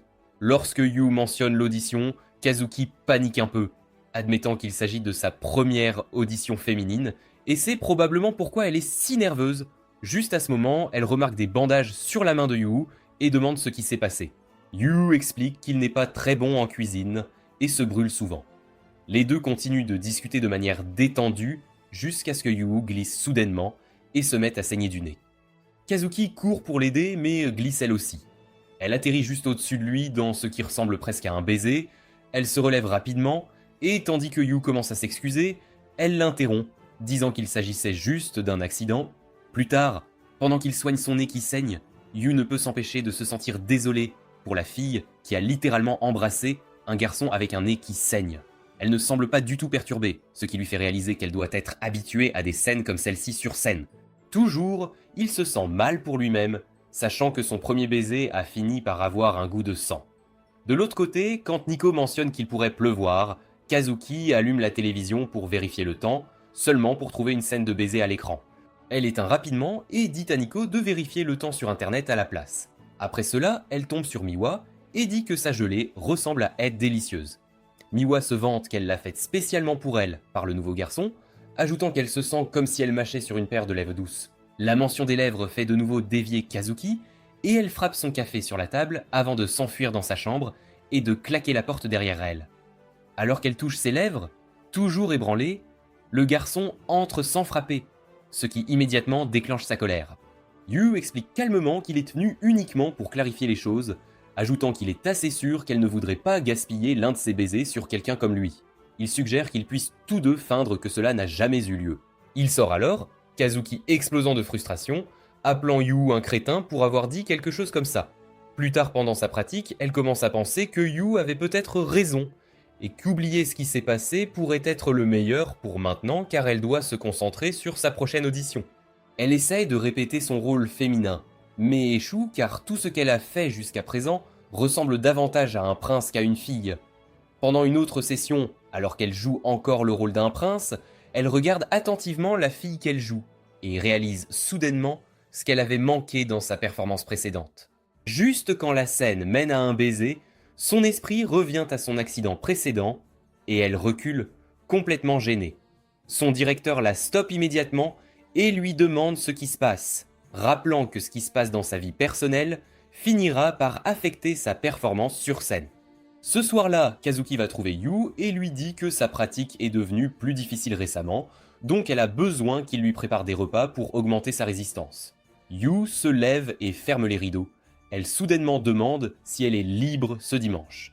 Après qu'il a confirmé, elle s'approche un peu plus, et dans un moment gêné, elle le regarde droit dans les yeux et lui dit avec assurance qu'elle veut qu'il sorte avec elle ce dimanche. Yu rougit en l'entendant et commence à se demander s'il s'est fourré dans cette situation à cause de ce baiser. En même temps, les deux autres sœurs espionnent, et toutes deux rougissent en commençant à se sentir jalouses. Miwa trouve difficile de croire que ce qu'elle entendait pourrait être une vraie sortie, mais Nico lui dit de ne pas s'inquiéter, car cela semble vraiment être une vraie sortie. Les deux commencent à se demander si Yu est d'accord avec cet arrangement, puis silencieusement retournent dans leur chambre. Une fois qu'elles sont parties, Kazuki donne à Yu un poster pour une audition de héroïne et commence à expliquer comment elle a toujours été castée dans des rôles masculins tout au long de sa vie, ce qui rend difficile pour elle d'incarner une vraie héroïne. Elle partage également comment son professeur lui avait dit quelle vie personnelle finirait par affecter sa performance. Yu comprend ce qu'elle essaie de dire et réalise que Kazuki veut qu'il fasse semblant d'aller sur une date afin qu'elle puisse mieux se sentir comme une fille. Il accepte avec joie et lui dit avec un sourire qu'elle est tout à elle. Kazuki lui demande de ne pas laisser les deux autres savoir et lui fait savoir fermement de ne pas avoir de mauvaises idées. Yu lui dit de se détendre et ajoute que pour que ce plan fonctionne, la date doit paraître entièrement réelle. Il promet de prendre la meilleure date qu'il peut gérer. Le samedi matin, tandis que Yu est occupé avec ses tâches de nettoyage, Nico se rapproche de lui et de manière détachée demande s'il a des plans pour dimanche. Yu ment à elle, ce qui la rend immédiatement furieuse. Elle devient jalouse, pensant que la date pourrait être quelque chose de très sérieux, et que c'est pourquoi Yu essaie de la cacher. Mais Miwa ne peut pas chasser la suspicion. Ce jour-là, après qu'elle et Nico aient rentré leur chambre, Miwa silencieusement s'approche et écoute la fin de la conversation de Yu avec Kazuki, où il lui dit qu'il la conduira vers une superbe date. Ce soir-là, pendant le dîner, l'atmosphère semble bizarre et lourde. Yu donne à Kazuki un petit clin d'œil, espérant signaler qu'il est prêt pour le lendemain. Cependant, le moment est capté par les deux autres filles, qui commencent à rayonner d'une aura puissante. Cela effraie complètement Yu et le laisse se demander s'il prépare Bab quelque chose de grand ou de compétitif qui les a tous rendus sérieux et tendus. Comme la scène change, il est déjà l'heure de la date, et Yu se tient là, attendant que Kazuki arrive. En même temps, Miwa et Nico se faufilent derrière quelques buissons, incapables de se concentrer sur leurs propres tâches. Elles ont même allé jusqu'à mettre des masques ridicules pour rester cachées. Elles regardent le garçon avec des yeux jaloux et se sentent agacées par sa joie apparente. Juste alors, Kazuki arrive habillé d'un tout à fait féminin, ce qui fait battre le cœur de Yu à tout rompre. Elle commence par demander si elle est en retard, son ton sonnant un peu trop masculin, puis elle se tape la tête en réalisant et essaie à nouveau avec un ton plus délicat et féminin. Cette fois, elle l'appelle « toi » au lieu de « le petit nouveau », ce qui le ravit tellement qu'il lui demande avec enthousiasme de continuer même après leur petit rendez-vous. Les deux se dirigent d'abord vers l'aquarium, ignorant que les sœurs jalouses les suivent discrètement, comme des ombres. De loin, les sœurs fulminent en voyant Kazuki si éblouissante dans sa tenue féminine. En descendant les escaliers, Kazuki se trompe encore et offre instinctivement sa main. Yu comprend et lui demande de refaire la scène. Cette fois, correctement. Alors qu'il s'installe pour le spectacle aquatique, Kazuki se demande sans cesse si elle est assez mignonne. Elle se questionne en silence, ne sachant pas ce que les hommes trouvent adorable. Puis, quand une éclaboussure soudaine atteint les premiers rangs, elle réagit en se protégeant avec ses bras, reprenant son rôle de prince. Yu soupire et lui dit gentiment qu'elle s'est encore trompée. Pour rendre les choses encore plus gênantes, la foule applaudit et dit à Yu qu'il a de la chance d'avoir une petite amie si mignonne. Mais Kazuki ne se sent pas mignonne du tout, agissant comme elle vient de le faire. Ce qui aurait dû être le rendez-vous parfait commence à s'effondrer petit à petit. Il continue de tout gâcher, comme ne pas savoir qui doit porter les sacs de course, et Kazuki finit avec des pieds douloureux à cause des sandales féminines sophistiquées auxquelles elle n'est pas habituée. Les deux filles, toujours à l'affût dans l'ombre, trouvent toute la scène d'un malaise insupportable. Plus tard, quand Yu s'excuse pour aller aux toilettes, Kazuki aperçoit son reflet dans la vitre et soupire, pensant à quel point elle a été mauvaise toute la journée. Elle se souvient de l'enthousiasme de Yu à l'idée de l'inviter et commence à se demander s'il le regrette maintenant. C'est alors qu'un recruteur d'une agence de spectacle l'approche, brandissant sa carte et lui demandant si elle a un instant. Kazuki décline poliment, disant qu'elle n'est pas intéressée, mais l'homme ne lâche pas facilement, la mettant mal à l'aise alors qu'elle cherche Yu du regard, se demandant où il a bien pu disparaître. Au moment où elle avait le plus besoin de lui, quand le recruteur lui attrape soudainement la main et essaie de l'entraîner. Yu apparaît de nulle part et repousse fermement sa main, demandant s'il y a un problème. Le recruteur ricane et demande si Yu est son petit frère. Mais Yu essaie d'agir en adulte et insiste sur le fait qu'ils sont en rendez-vous et que Kazuki sait déjà exactement où elle veut être. Quand on lui demande quoi, Yu trébuche, cherchant des réponses et lançant des affirmations de plus en plus absurdes, suggérant même que Kazuki veut devenir réformatrice au gouvernement. Le recruteur soutient qu'elle ferait mieux d'être mannequin, et Kazuki commence à réaliser que Yu est aussi désespéré que d'habitude. Yu déclare soudainement que l'agence ne peut pas la voir car il compte en faire sa femme, bien que le recruteur rejette cela comme une absurdité enfantine. Yu répète audacieusement qu'ils seront ensemble, quoi qu'il arrive. La foule autour d'eux se tait, ayant tout entendu de la proposition. Après que le recruteur ait finalement abandonné et soit parti, Yu s'excuse maladroitement et demande à Kazuki d'oublier tout ce qu'il vient de dire. Mais à voir son visage, il ne semble pas qu'elle le fera. Il lui prend alors la main, surpris par sa chaleur, et l'entraîne, tandis que les deux sœurs jalouses les observent, de plus en plus inquiètes que cela ne se transforme finalement en un rendez-vous parfait.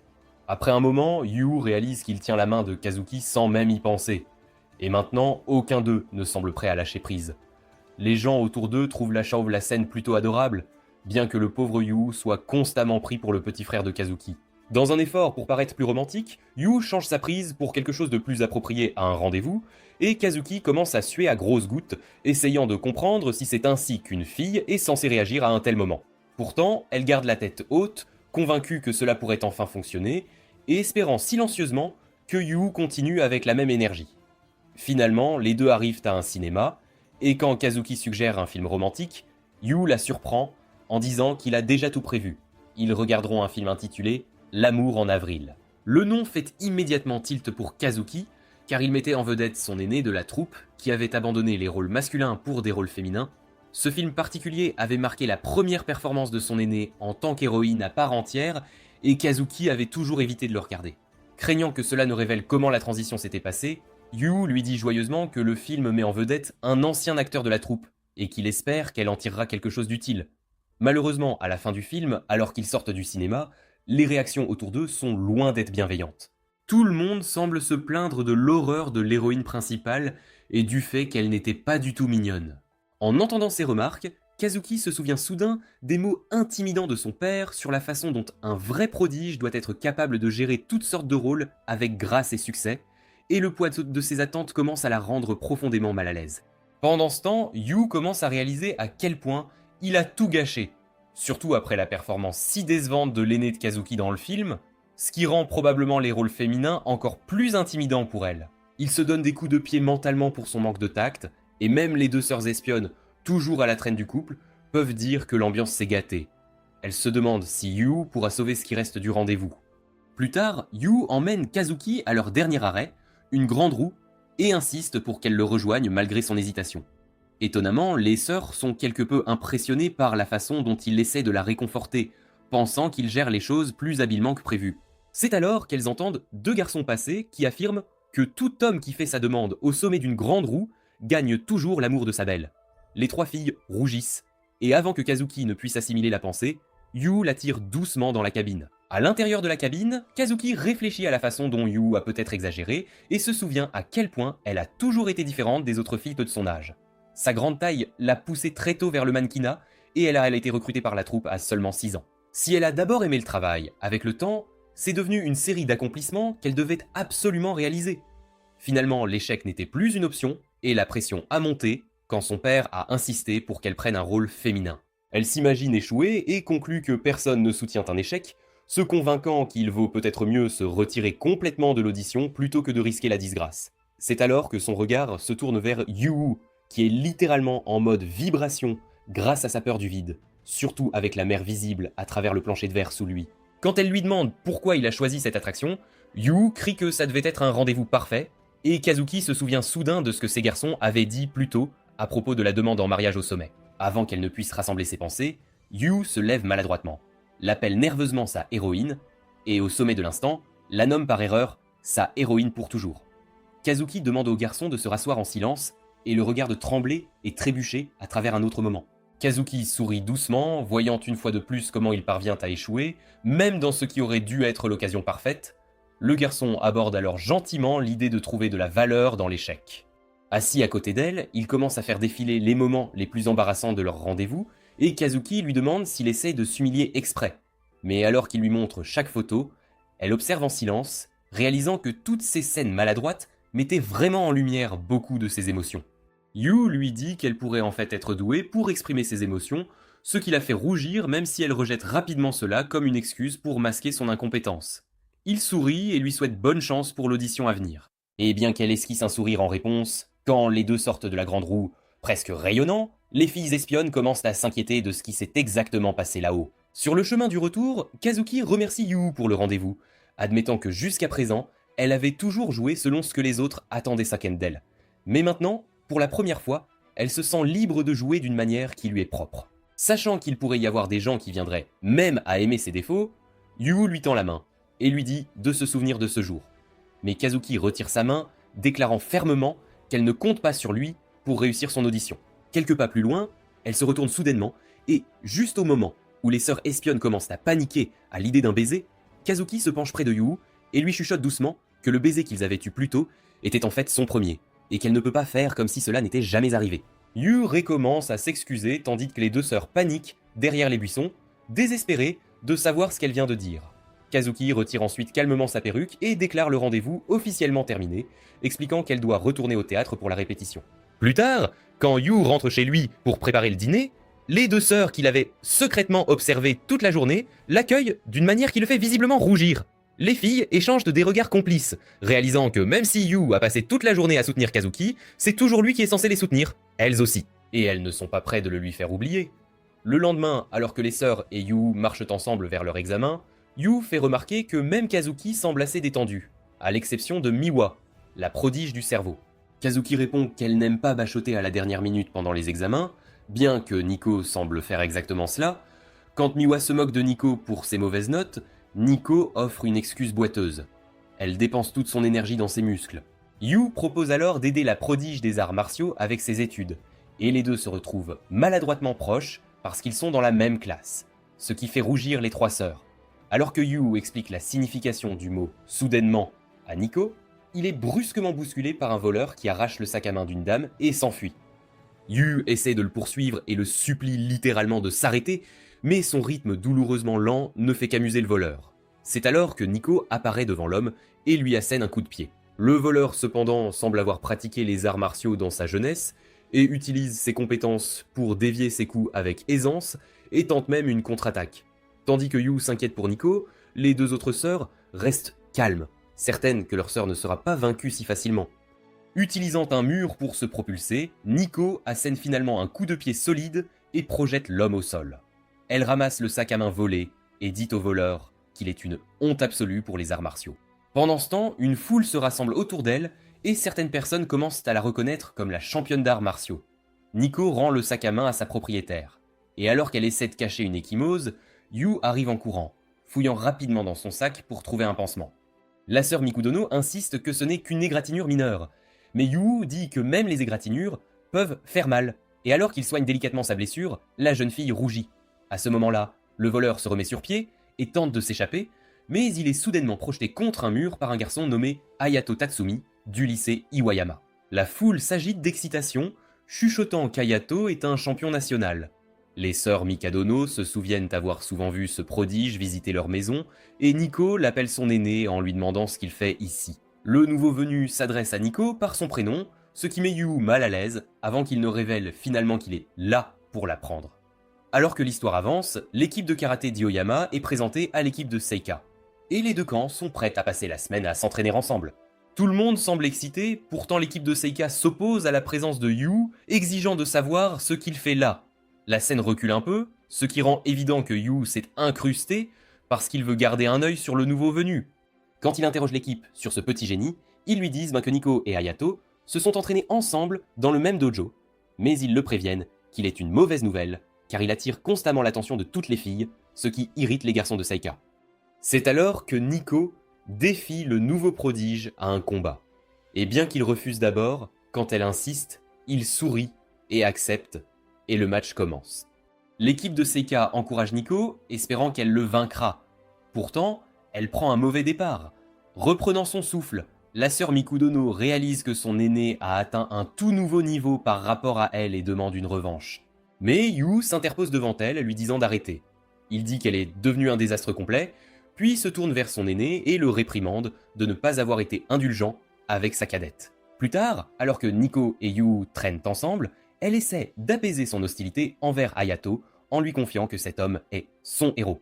Elle explique comment, lorsque Monsieur Mikodono l'a emmenée pour la première fois dans un dojo, elle a facilement vaincu tous les garçons plus âgés, et en représailles, ils ont ensuite essayé de s'en prendre à elle. Juste avant d'être battue, elle a fermé les yeux, et quand elle les a rouverts, Hayato l'avait sauvée et les avait tous réduits en bouillie.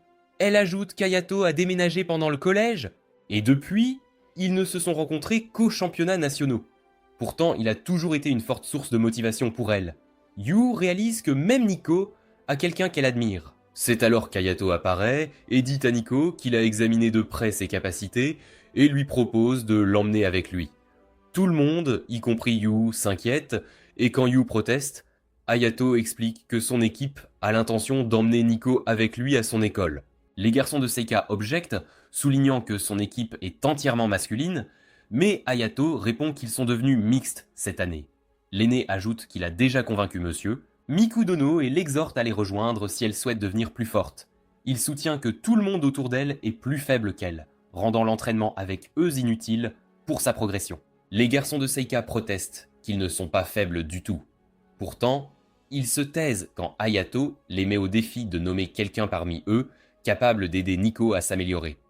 L'équipe de Seika devient mal à l'aise en réalisant que leur capitaine les a portés tout ce temps. Nico s'avance pour faire face au grand garçon et lui dit d'arrêter d'insulter son équipe, insistant sur le fait que les entraîner a été un bon entraînement pour elle. Cependant, ses coéquipiers admettent qu'Hayato a dit la dure vérité. Après qu'ils aient accepté de l'avoir retenu, Hayato l'invite une fois de plus à venir avec lui. La scène se déplace vers le soir et quand Nico sort du dojo, Yu la suit, lui demandant s'il peut la raccompagner chez elle. En chemin, il lui dit à quel point elle est incroyable, que la meilleure école de karaté est venue jusqu'ici juste pour la recruter. Nico répond qu'il n'y a pas besoin d'en parler, mais l'inquiétude de Yu devient claire alors qu'il admet que ce qui compte le plus pour lui est de savoir ce qu'elle ressent face à l'offre. Nico dit que ses sentiments n'ont pas d'importance et explique que l'internat semble parfait pour elle à tous égards. L'inquiétude de Yu s'intensifie lorsqu'il apprend que c'est un internat et qu'elle ne sera plus là. Nico commence à penser à la façon dont son ancien moi aurait accepté cette chance, sans hésitation, mais ses joues s'échauffent quand ses pensées se tournent vers Yu. Quand ils atteignent le portail de sa maison, elle lâche soudainement qu'elle veut qu'ils soient ensemble. À ce moment-là, tout le groupe de Seika apparaît en larmes, criant qu'ils ressentent la même chose et ne veulent pas qu'elle parte. Après une rapide embuscade émotionnelle, le groupe s'enfuit en pleurs, laissant Nico se demander s'ils sont tous fous. Plus tard au dîner, Kazuki dit nonchalamment à Nico qu'elle peut utiliser son shampoing et son après-shampoing, ce qui surprend complètement la jeune fille, car une seule bouteille de ce shampoing coûte au moins 10 000 yens. Nico se souvient comment Kazuki l'avait une fois réprimandé pour l'avoir utilisé accidentellement, même Miwa agit étrangement, offrant à Nico une partie de sa nourriture, malgré le fait qu'elle est du genre à ne jamais partager ses plats préférés, quelles que soient les circonstances. Plus tard, alors qu'ils font la vaisselle, Nico se plaint à Yu que ses sœurs sont anormalement gentilles avec elle, et Yu souligne que la nouvelle de son éventuel transfert à l'internat a atteint tout le monde, donc même ses sœurs ne veulent pas qu'elle parte. Après son bain, Nico jette un coup d'œil à Yu et se demande pourquoi il ne s'enquiert que de ses sentiments, mais ne partage jamais les siens. Elle se surprend à penser qu'elle veut vraiment être avec lui. Le lendemain, pendant la séance d'entraînement, le groupe de Seika lutte contre l'équipe d'Iwayama, et ils réalisent que s'ils ne se durcissent pas, ils perdront bientôt leur capitaine. Nico s'approche de son aîné et lui dit d'un ton sérieux qu'elle ne partira pas.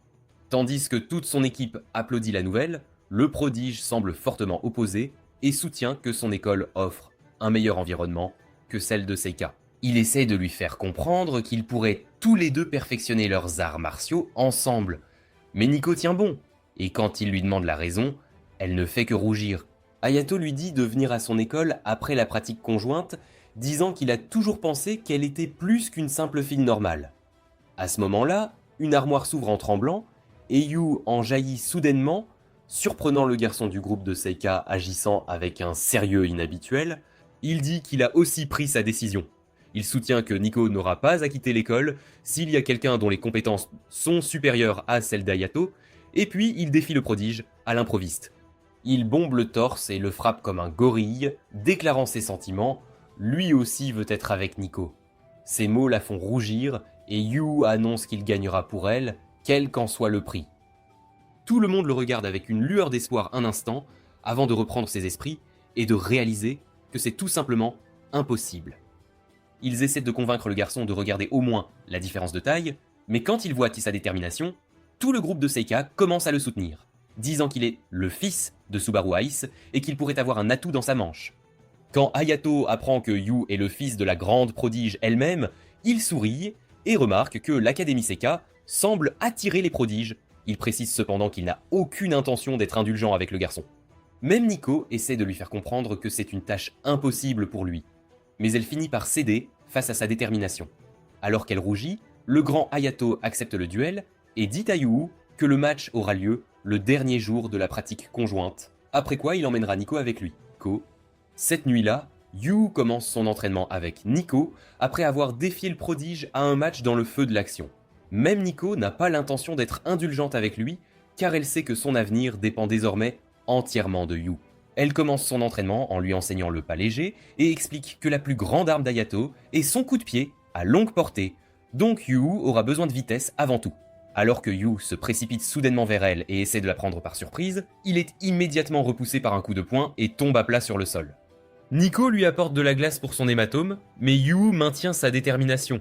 Les chances sont complètement contre lui. Il lui dit à nouveau qu'il veut être avec elle. Et juste au moment où elle commence à rougir comme une tomate, il ajoute qu'il veut aussi être avec ses sœurs, ce qui gâche toutes ses attentes. Yu explique qu'il adore leur dire au revoir le matin. Quand il lui demande pourquoi elle ne saisit pas l'occasion, il la pousse même gentiment contre le mur. Elle finit par avouer qu'elle aime aussi ses adieux matinaux et que ses sœurs la motivent. Elle lui dit qu'elle ne va pas se répéter. Juste à ce moment-là, la porte s'ouvre accidentellement, révélant que les deux autres sœurs écoutaient aux portes.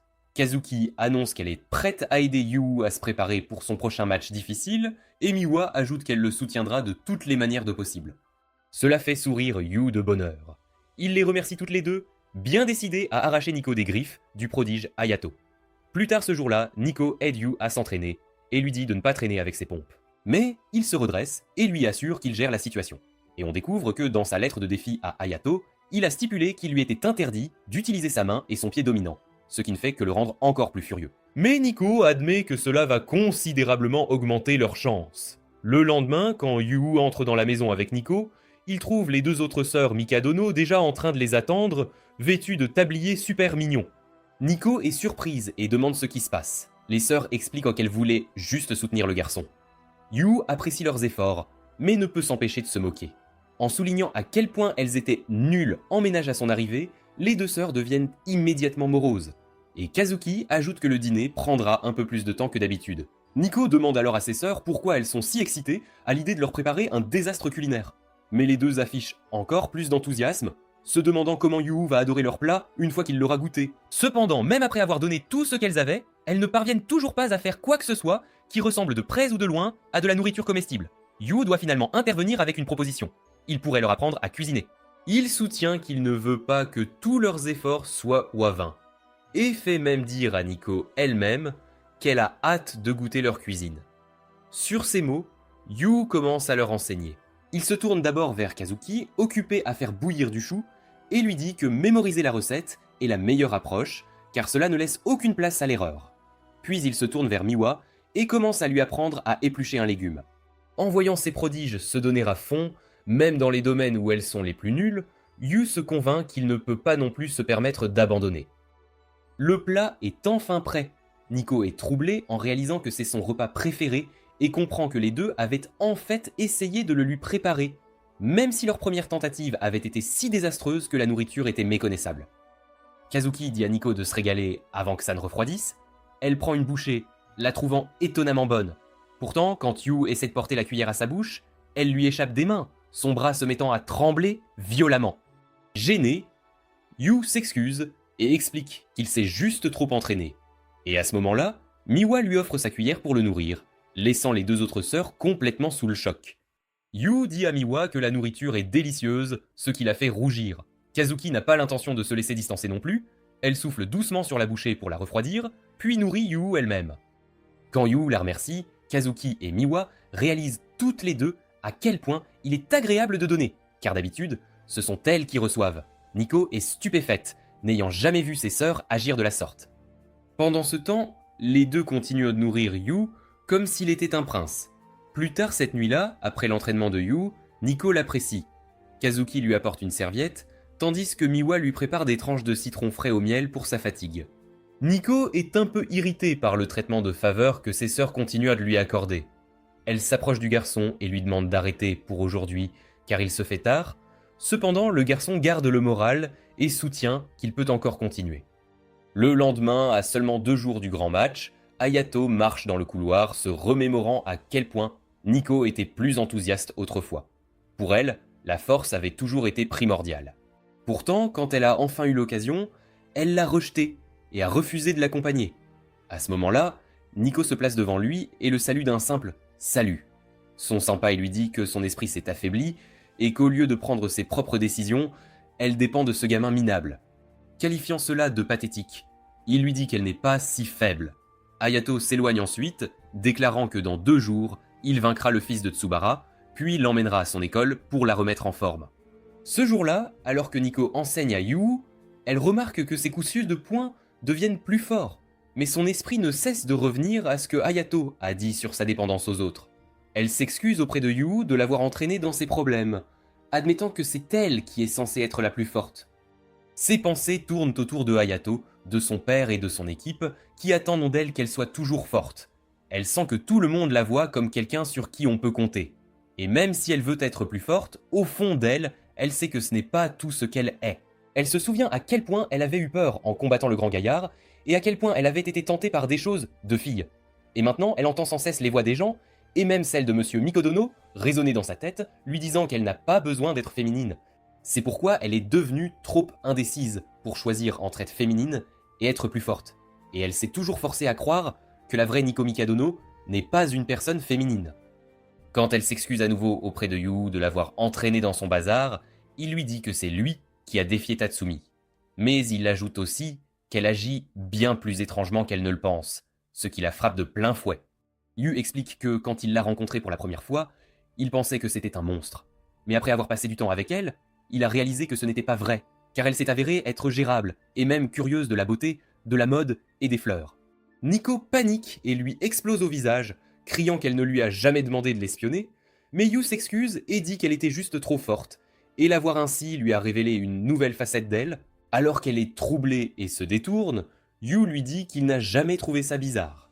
Il explique qu'il n'y a pas de bonne ou de mauvaise facette chez une personne, et qu'être forte mais aussi parfois vulnérable, c'est ça la vraie Nico.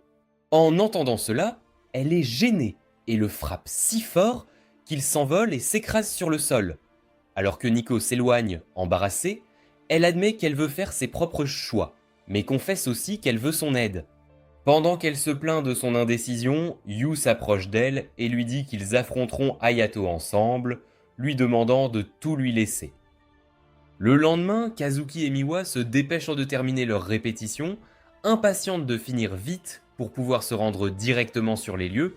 Yu et Nico se tiennent devant Hayato. Hayato exige une explication de Nico sur sa présence ici, mais Yu s'avance avec assurance et réclame 2 matchs à la grosse pointure. Il soutient que puisque Hayato veut emmener Nico pour la rendre plus forte, si elle le bat, il n'y aura plus besoin de la recruter. Après avoir déclaré cela, il s'incline profondément devant Hayato et le supplie de la laisser rester, même s'il perd contre l'un d'eux. L'équipe de Nico trouve les actions de Yu minables, mais le champion Hayato ne cherche pas d'excuses et accepte la proposition inéquitable. Alors que la foule commence à dénigrer Yu, Nico s'inquiète et lui dit qu'il se fait passer pour un méchant devant tout le monde. Yu, cependant, n'y prête aucune attention, affirmant que tout cela fait partie de son plan pour la protéger. Yu explique à Nico qu'il sera le premier à y aller et que son objectif est de blesser suffisamment le champion pour lui donner une avance. Nico le dit plus clairement, demandant s'il a l'intention d'être un agneau sacrificiel. Alors que le match est sur le point de commencer, la main de Yu se met à trembler de peur, et Nico se précipite, lui tenant les mains en lui disant d'arrêter d'avoir peur.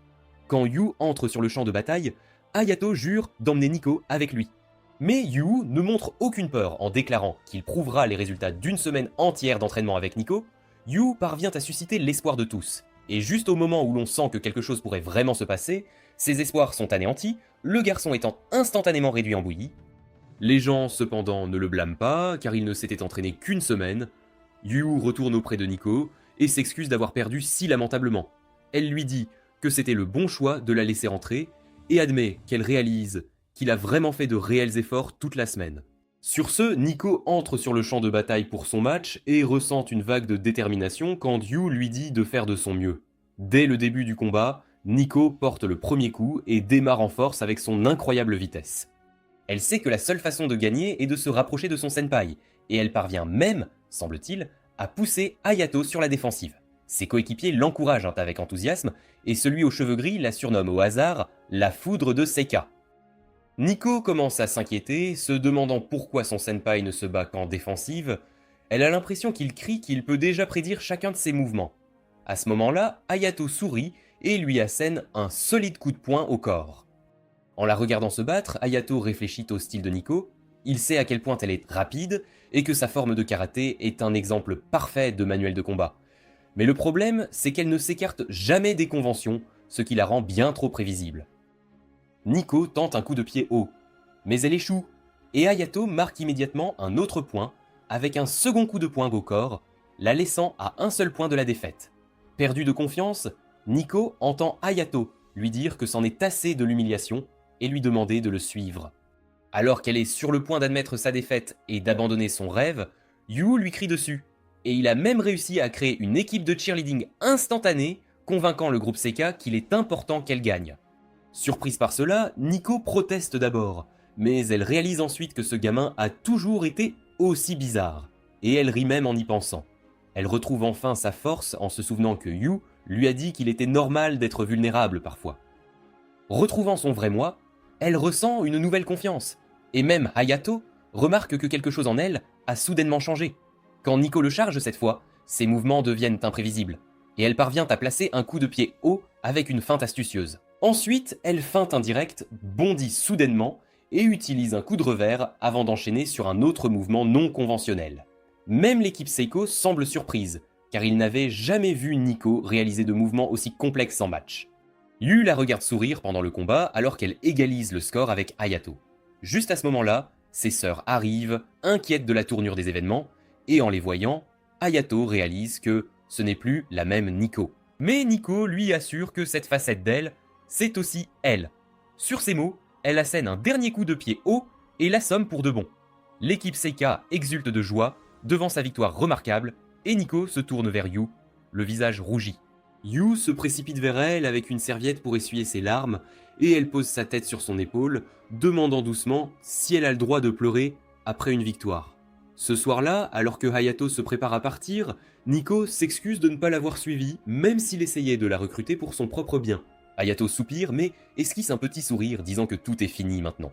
Nico mentionne ensuite qu'elle n'arrivait pas à croire à quelle vitesse Yu avait perdu, et se demande ce qui se serait passé si Hayato l'avait affronté seul. Hayato admet que le garçon a réellement réussi à le blesser, et montre une marque sur sa jambe droite comme preuve.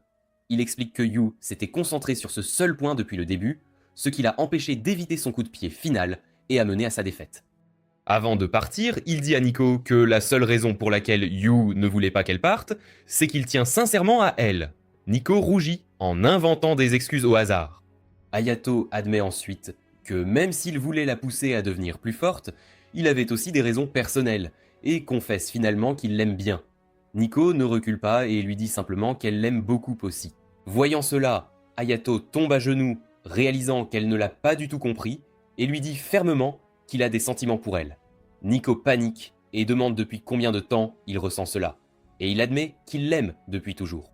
Il lui dit qu'il veut être avec elle et lui demande ce qu'elle en pense. Mais comme elle ne peut pas répondre, il dit qu'elle n'est pas obligée et la félicite pour tout ce qu'elle a accompli avant de partir. Après son départ, Nico réalise qu'elle pourrait avoir des sentiments pour Yu et rougit complètement, écartant rapidement cette pensée, se disant que ce n'est pas son genre de s'attarder sur de telles choses. Pourtant, peu importe ses efforts, elle ne cesse de penser à lui et se souvient comment il lui a dit que toutes ses facettes faisaient d'elle ce qu'elle est. et qu'il n'y a ni bien ni mal, même si son match est terminé, son cœur continue de s'emballer. Cette nuit-là, en rentrant chez elle, Nico est irrité que ses frères et sœurs et Yu l'aient laissée seule juste après son match, mais quand elle entre, la maison est décorée pour la célébrer, et Yu la salue chaleureusement. Ils ont préparé une petite fête, et Yu demande si elle peut attendre un peu, car le dîner prendra du temps. Nico remarque que ses mains sont couvertes de bandages, et lui dit de les laisser se reposer et guérir. Mais Yu insiste qu'il va bien, et comme il n'a pas fait grand-chose dans le combat, il veut au moins cuisiner pour elle. Miwa aide Kazuki à mettre la table pendant que Nico pose sa main sur celle de Yu, lui rappelant que c'est lui qui a dit que même les petites égratignures faisaient mal. Elle lui demande s'il veut jamais quelque chose pour lui-même et souligne qu'il a travaillé dur toute la semaine pour elle, alors elle pourrait au moins faire une chose pour lui. Elle lui dit de nommer n'importe quoi et elle le réalisera. Yu, jouant les vilains malicieux, demande si ça peut être n'importe quoi et exige qu'elle soit à lui pendant toute une journée. Nico proteste, insistant qu'elle a des limites, tandis que les deux autres sœurs s'inquiètent de la proximité que Nico et Yu pourraient atteindre et refusent de les laisser seuls. Kazuki trouve rapidement une idée, disant à Yu qu'il peut aussi l'utiliser pour une faveur, et Miwa se joint à elle. Yu continue de jouer le méchant, affirmant qu'il pourrait les avoir toutes les trois, avant de faire sa meilleure tête d'enfant et de leur demander d'aller à un parc d'attractions avec lui. Les trois filles ont des sentiments mitigés, se demandant si Yu agit comme un enfant ou une fille, et Nico demande si c'est vraiment tout ce qu'il veut. Yu explique joyeusement que c'est son rêve d'aller à un parc d'attractions en famille. Les filles craignent que tout le monde ne prenne ça pour un rendez-vous, car elles sont toutes adolescentes. Mais juste à ce moment-là, le portable de Nico sonne, et c'est leur père qui appelle. Yu s'empare du téléphone et dit à l'oncle que même les prodiges ont besoin d'un jour ou deux pour se détendre. Il soutient que si on les force à être parfaites tout le temps, il y a de fortes chances qu'elles s'épuisent quand ça compte vraiment. Il l'exhorte à être courageux et à offrir à ses filles une vraie pause, lui rappelant le dernier événement où ils s'étaient fâchés et insistant que cette fois un repos leur serait vraiment bénéfique. Monsieur Mikodono dit froidement à Yu de rendre le téléphone à Nico et le pauvre garçon se transforme immédiatement en poule mouillée. Il dit ensuite à sa fille qu'il a récemment entendu parler de sa victoire contre Hayato, le meilleur karatéka lycéen du pays, et admet qu'il n'aurait jamais imaginé qu'elle puisse gagner même lors d'un match non officiel. Il ajoute que s'il pensait autrefois qu'elle devrait fréquenter l'école de Hayato, il voit maintenant que ce n'est pas nécessaire. Il la félicite, et Kazuki explique que c'est uniquement parce qu'elle a dépassé ses attentes. Grâce à cela, il prend en compte les paroles de Yu pour une fois et leur accorde un jour de congé. Yu exulte de joie et annonce qu'ils iront au parc d'attractions dimanche prochain. Le lendemain, les trois sœurs ne peuvent penser à rien d'autre, leur esprit étant complètement absorbé par le voyage à venir. Alors que la scène change, le jour arrive enfin et Yu attend les trois sœurs. Miwa apparaît la première, lui couvrant les yeux et lui demandant s'il la reconnaît. Yu sait immédiatement que c'est elle et remarque qu'elle a clairement fait de son mieux pour éclipser ses sœurs. Il lui dit que le look décontracté lui va très bien, ce qui la fait sourire. Quand Kazuki arrive, elle est si lourdement déguisée que même Miwa ne la reconnaît pas. Et Yu admet qu'il aime ce nouveau style, faisant rougir Kazuki. Juste à ce moment-là, la troisième sœur apparaît, plus éblouissante que jamais, et tout le monde la fixe. Kazuki la taquine, lui demandant pourquoi elle a mis le paquet sur le maquillage. Tandis que les sœurs se chamaillent, Yu se tourne vers Nico et lui dit qu'elle est magnifique, la faisant rougir alors qu'elle admet avoir acheté ses vêtements il y a longtemps, mais les avoir toujours gardés cachés dans son placard. Puisqu'ils sont tous là, Yu soutient qu'il devrait entrer tout de suite. Les trois sœurs le fixent, chacune complotant silencieusement comment faire chavirer le cœur du garçon. En entrant, elles arrivent à la maison hantée, et Yu et Kazuki semblent tous deux impatients d'entrer. Il soutient que, puisque c'est une collaboration avec le film d'horreur le plus effrayant, ce doit être une expérience palpitante. Pendant ce temps, Miwa et Nico réalisent vite que Kazuki essaie de faire sa propre approche avec Yu, tout comme elle. Et Kazuki les regarde en arrière, bien décidée à être la première à conquérir Yu. Elle jure de montrer à quel point elle maîtrise le rôle de l'héroïne, prévoyant d'agir complètement terrifiée en s'appuyant sur lui comme un personnage dramatique. Cependant, dès qu'elles entrent, Kazuki oublie immédiatement tout son plan. Dès que les gens commencent à essayer de lui faire peur, elle se met à commenter le jeu de l'acteur. Oubliant complètement qu'elle n'était pas là pour critiquer, elle essaye de faire monter les larmes à ses yeux et s'accroupit, se préparant à approcher Yu, mais quand elle regarde autour d'elle, il est introuvable. Finalement, quand elle le repère, le garçon est assis, complètement figé et super effrayé par tout ce qui se passe autour de lui. Elle essaie de le réconforter en lui disant que tout est faux et qu'il ne devrait pas avoir peur. Mais Yu invente immédiatement une excuse sur le fait d'être tombé à cause de l'obscurité et lui dit de faire attention où elle met les pieds aussi. Juste à ce moment-là, des mains surgissent soudainement du mur et il panique instantanément, laissant Kazuki jouer le rôle réconfortant qu'elle voulait initialement que Yu joue. Pendant ce temps, les deux autres sœurs attendent anxieusement dehors, craignant que Kazuki ne s'accroche à lui à chaque occasion. Mais quand elles reviennent enfin, elles trouvent Yu porté sur le dos de Kazuki. Et au lieu de rougir, Kazuki est plus pâle qu'un fantôme. Yu s'excuse auprès de Kazuki d'avoir eu l'air idiot, mais admet qu'il est content qu'elle soit venue avec lui, disant que s'accrocher à son dos a calmé ses nerfs. Kazuki perd lamentablement la bataille, finissant par rougir la première, tandis que Miwa sourit d'un air suffisant, réalisant que sa sœur, quelques temps plus tard, est la quand ils arrivent aux montagnes russes, Yu demande à Miwa si elle veut monter, comment elle accepte rapidement, bien qu'elle admette ne pas être très douée avec les attractions effrayantes, et lui demande de s'asseoir avec elle. Kazuki soutient qu'elle voulait aussi y aller, mais craint que sa perruque ne s'envole, et Nico refuse d'y aller non plus. Alors que Miwa s'assied avec Yu dans les montagnes russes, elle rit silencieusement, réalisant qu'elle avait menti sur sa peur et qu'elle est en fait très douée avec les attractions rapides. Pendant ce temps, Yu n'a pas l'air très à l'aise à côté d'elle. Miwa, elle, rêve éveillée, jouant les demoiselles en détresse pour que Yu la tienne. À la fin du tour, elle simule un vertige et lui propose de s'asseoir sur un banc, mais comme par magie, il s'est déjà éclipsé. En cherchant du regard, elle le découvre affalé sur un banc et se précipite, lui demandant ce qu'il fiche là. Yu avoue qu'il a toujours été une vraie chochotte pour les manèges à sensations et qu'il n'a fait celui-ci que pour l'accompagner, elle. Ça fait rougir Miwa, qui lui tend un oreiller sur ses genoux, devenant écarlate comme une tomate bien mûre et perdant la face. Ensuite, Nico semble bien décidée à faire chavirer le garçon en l'entraînant aux tasses tournantes. Elle prétend adorer les attractions où l'on peut maîtriser la vitesse, affichant une façade super cool. Mais au fond, elle mijote un plan. Avec sa force herculéenne, elle va faire tourner cette tasse plus vite qu'une essoreuse et enfin conquérir le cœur du jeune homme. Alors qu'ils sont installés dans la tasse, Yu met un peu trop de zèle et manque de percuter Nico. Elle hurle, et quand il se rapproche vraiment trop, elle le repousse d'un coup de poing, mais le retient de justesse par le col de sa chemise. Les deux sœurs qui observent réalisent de l'eau que Nico n'a jamais vraiment eu la moindre chance. Après cet échec cuisant, les filles tentent maintenant de faire rougir le garçon pendant le repas. D'abord, Miwa retire un minuscule grain du visage de Yu et le met dans sa bouche, espérant le faire rougir. Mais au lieu de ça, il lui rend l'appareil, laissant Miwa écarlate. Ensuite, c'est au tour de Kazuki, qui arrive avec une boisson à 2 pailles, espérant la partager avec Yu, mais juste au moment où il prend une gorgée, elle lui hurle de reculer, ruinant son plan une fois de plus. Finalement, c'est au tour de Nico, mais elle adore tellement les churros qu'elle en oublie complètement ses intentions et remercie Yu de lui avoir fait découvrir cette merveille. Aucune des sœurs n'a réussi le moindre de ses stratagèmes et il était enfin temps de rentrer à la maison. Les filles se demandaient pourquoi Yu les avait invitées, alors qu'il ne supportait aucune attraction, réalisant qu'il voulait peut-être simplement passer un moment en famille. Nico s'empare de son téléphone et prend un selfie, lui demandant de le garder en souvenir. Elle avoue s'être éclatée et reconnaît que s'il ne les avait pas emmenées, elle ne serait jamais venue. Les deux autres sœurs complimentent également le garçon, lui disant qu'il était un excellent soutien pour elle. Toutes les trois le remercient, ce qui fait rougir le garçon, et les sœurs réalisent alors à quel point c'était simple. Pendant tout ce temps, elles avaient tenté des stratagèmes compliqués qui s'étaient soldés par un fiasco retentissant. Dans le train du retour, Miwa aperçoit une affiche, la montrant face à Sakuraya chez elle, et se dit qu'elle ne veut pas encore rentrer. Le lendemain matin, Nico et Kazuki se sentent plus motivés que jamais, et les sœurs se rappellent l'importance capitale de nourrir leur esprit de temps en temps.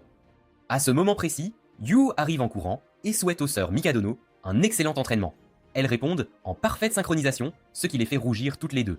Après leur départ, Yu retourne s'atteler aux tâches ménagères de la journée. Se souvenant que Miwa est parti tôt ce matin, quand il aperçoit son sac posé sur une étagère, il panique en réalisant qu'elle a oublié son déjeuner. Sachant à quel point elle tient à ses repas, il décide de le lui apporter personnellement.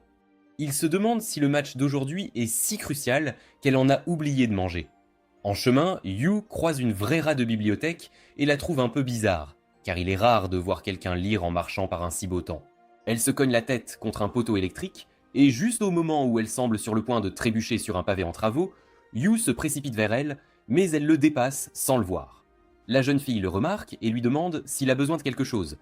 Kata remarque à quel point elle transpire, sans même s'en apercevoir, alors il lui propose une prune séchée, il lui explique que ça va lui redonner le sel, la vitamine C et les minéraux perdus en suant, lui dit d'essayer, puis s'éclipse.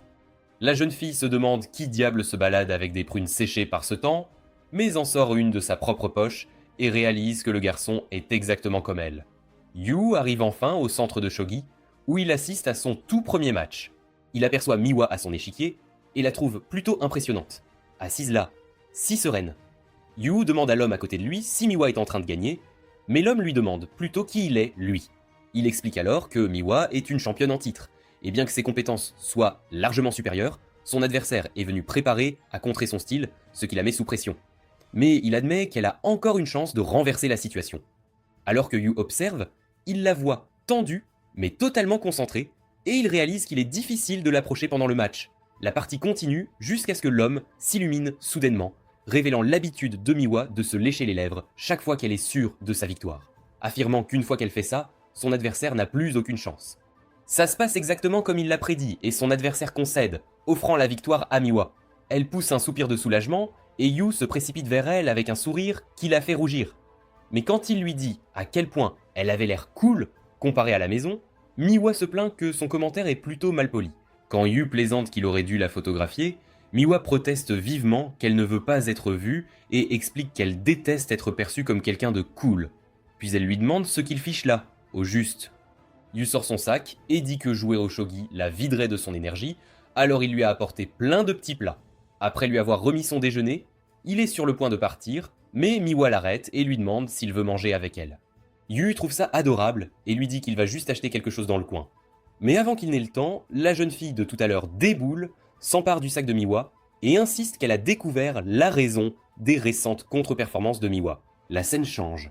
La nouvelle venue se joignant au repas, bien que Miwa ne soit clairement pas ravie qu'on lui ait piqué son déjeuner, l'histoire remonte le temps, la jeune fille s'indigne que Miwa est un garçon qui lui cuisine et le blâme pour ses difficultés récentes, déclarant qu'elle va confisquer le repas. Mais Miwa lui arrache le sac.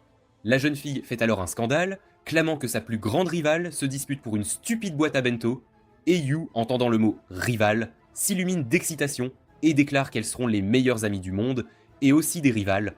La nouvelle venue s'enthousiasme et se présente comme la rivale éternelle de Miwa, Sakura Yotome.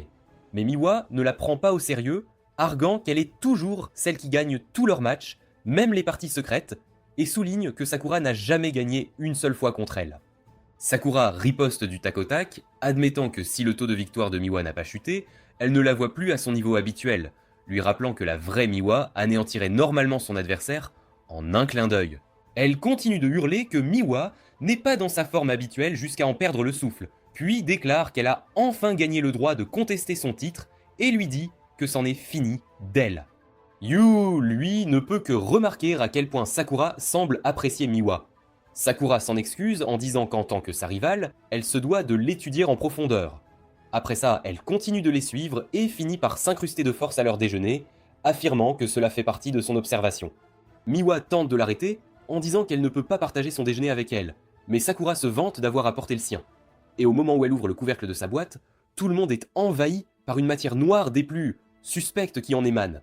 Miwa, horrifiée, lui demande si elle va vraiment manger cette horreur. Mais Sakura insiste que ce sont des œufs frits, et explique qu'étant absorbée par ses recherches scientifiques, elle se fiche pas mal de l'apparence de son déjeuner. À ce moment précis, un chien aboie, et fait valser le déjeuner de Sakura, la faisant se précipiter pour le rattraper. Mais alors qu'elle trébuche, Yu la suit rapidement, et la rattrape avant qu'elle ne tombe. Il l'aide à se relever, et lui demande si elle va bien, ce qui fait rougir Sakura, tandis que Miwa reste bouche bée avant d'exploser de rage. Sous la pression, Sakura gifle soudainement Yu, et l'accuse d'être un pervers, déclarant que si elle a des ennuis à cause de ça, elle lui en fera porter toute la responsabilité. Yu lui tend alors la boule de riz qu'il avait aussi réussi à rattraper. Sakura le remercie d'abord, mais se fâche aussitôt, arguant qu'elle ne peut absolument pas la manger. À ce moment-là, Miwa remarque quelque chose d'étrange, soulignant à quel point Yu et Sakura se ressemblent étrangement. Miwa demande combien de temps Sakura compte rester collée à Yu, et Sakura réplique sèchement que ça ne la regarde pas, et qu'elle devrait plutôt se concentrer sur sa propre stratégie de match. Miwa rétorque qu'elle n'a pas besoin de ses conseils, tandis que Yu rit, commentant que Miwa semblait toujours si seule à l'école. Mais ici, elle avait l'air vraiment géniale. Alors que les deux filles continuent de se chamailler, Yu ne peut s'empêcher de voir leur lien comme une adorable amitié. Miwa, agacée, arrête de pincer les joues qu'enfuit de Sakura, et insiste qu'elles ne sont absolument pas amies, tandis que Sakura acquiesce aussitôt et dit qu'elles sont des rivales. Point barre. La dispute reprend de plus belle, et Yu les observe toutes les deux avec un sourire amusé. Sakura était devenue une joueuse de shogi professionnelle dès sa première année de lycée, mais elle restait une existence méconnue parmi les prodiges.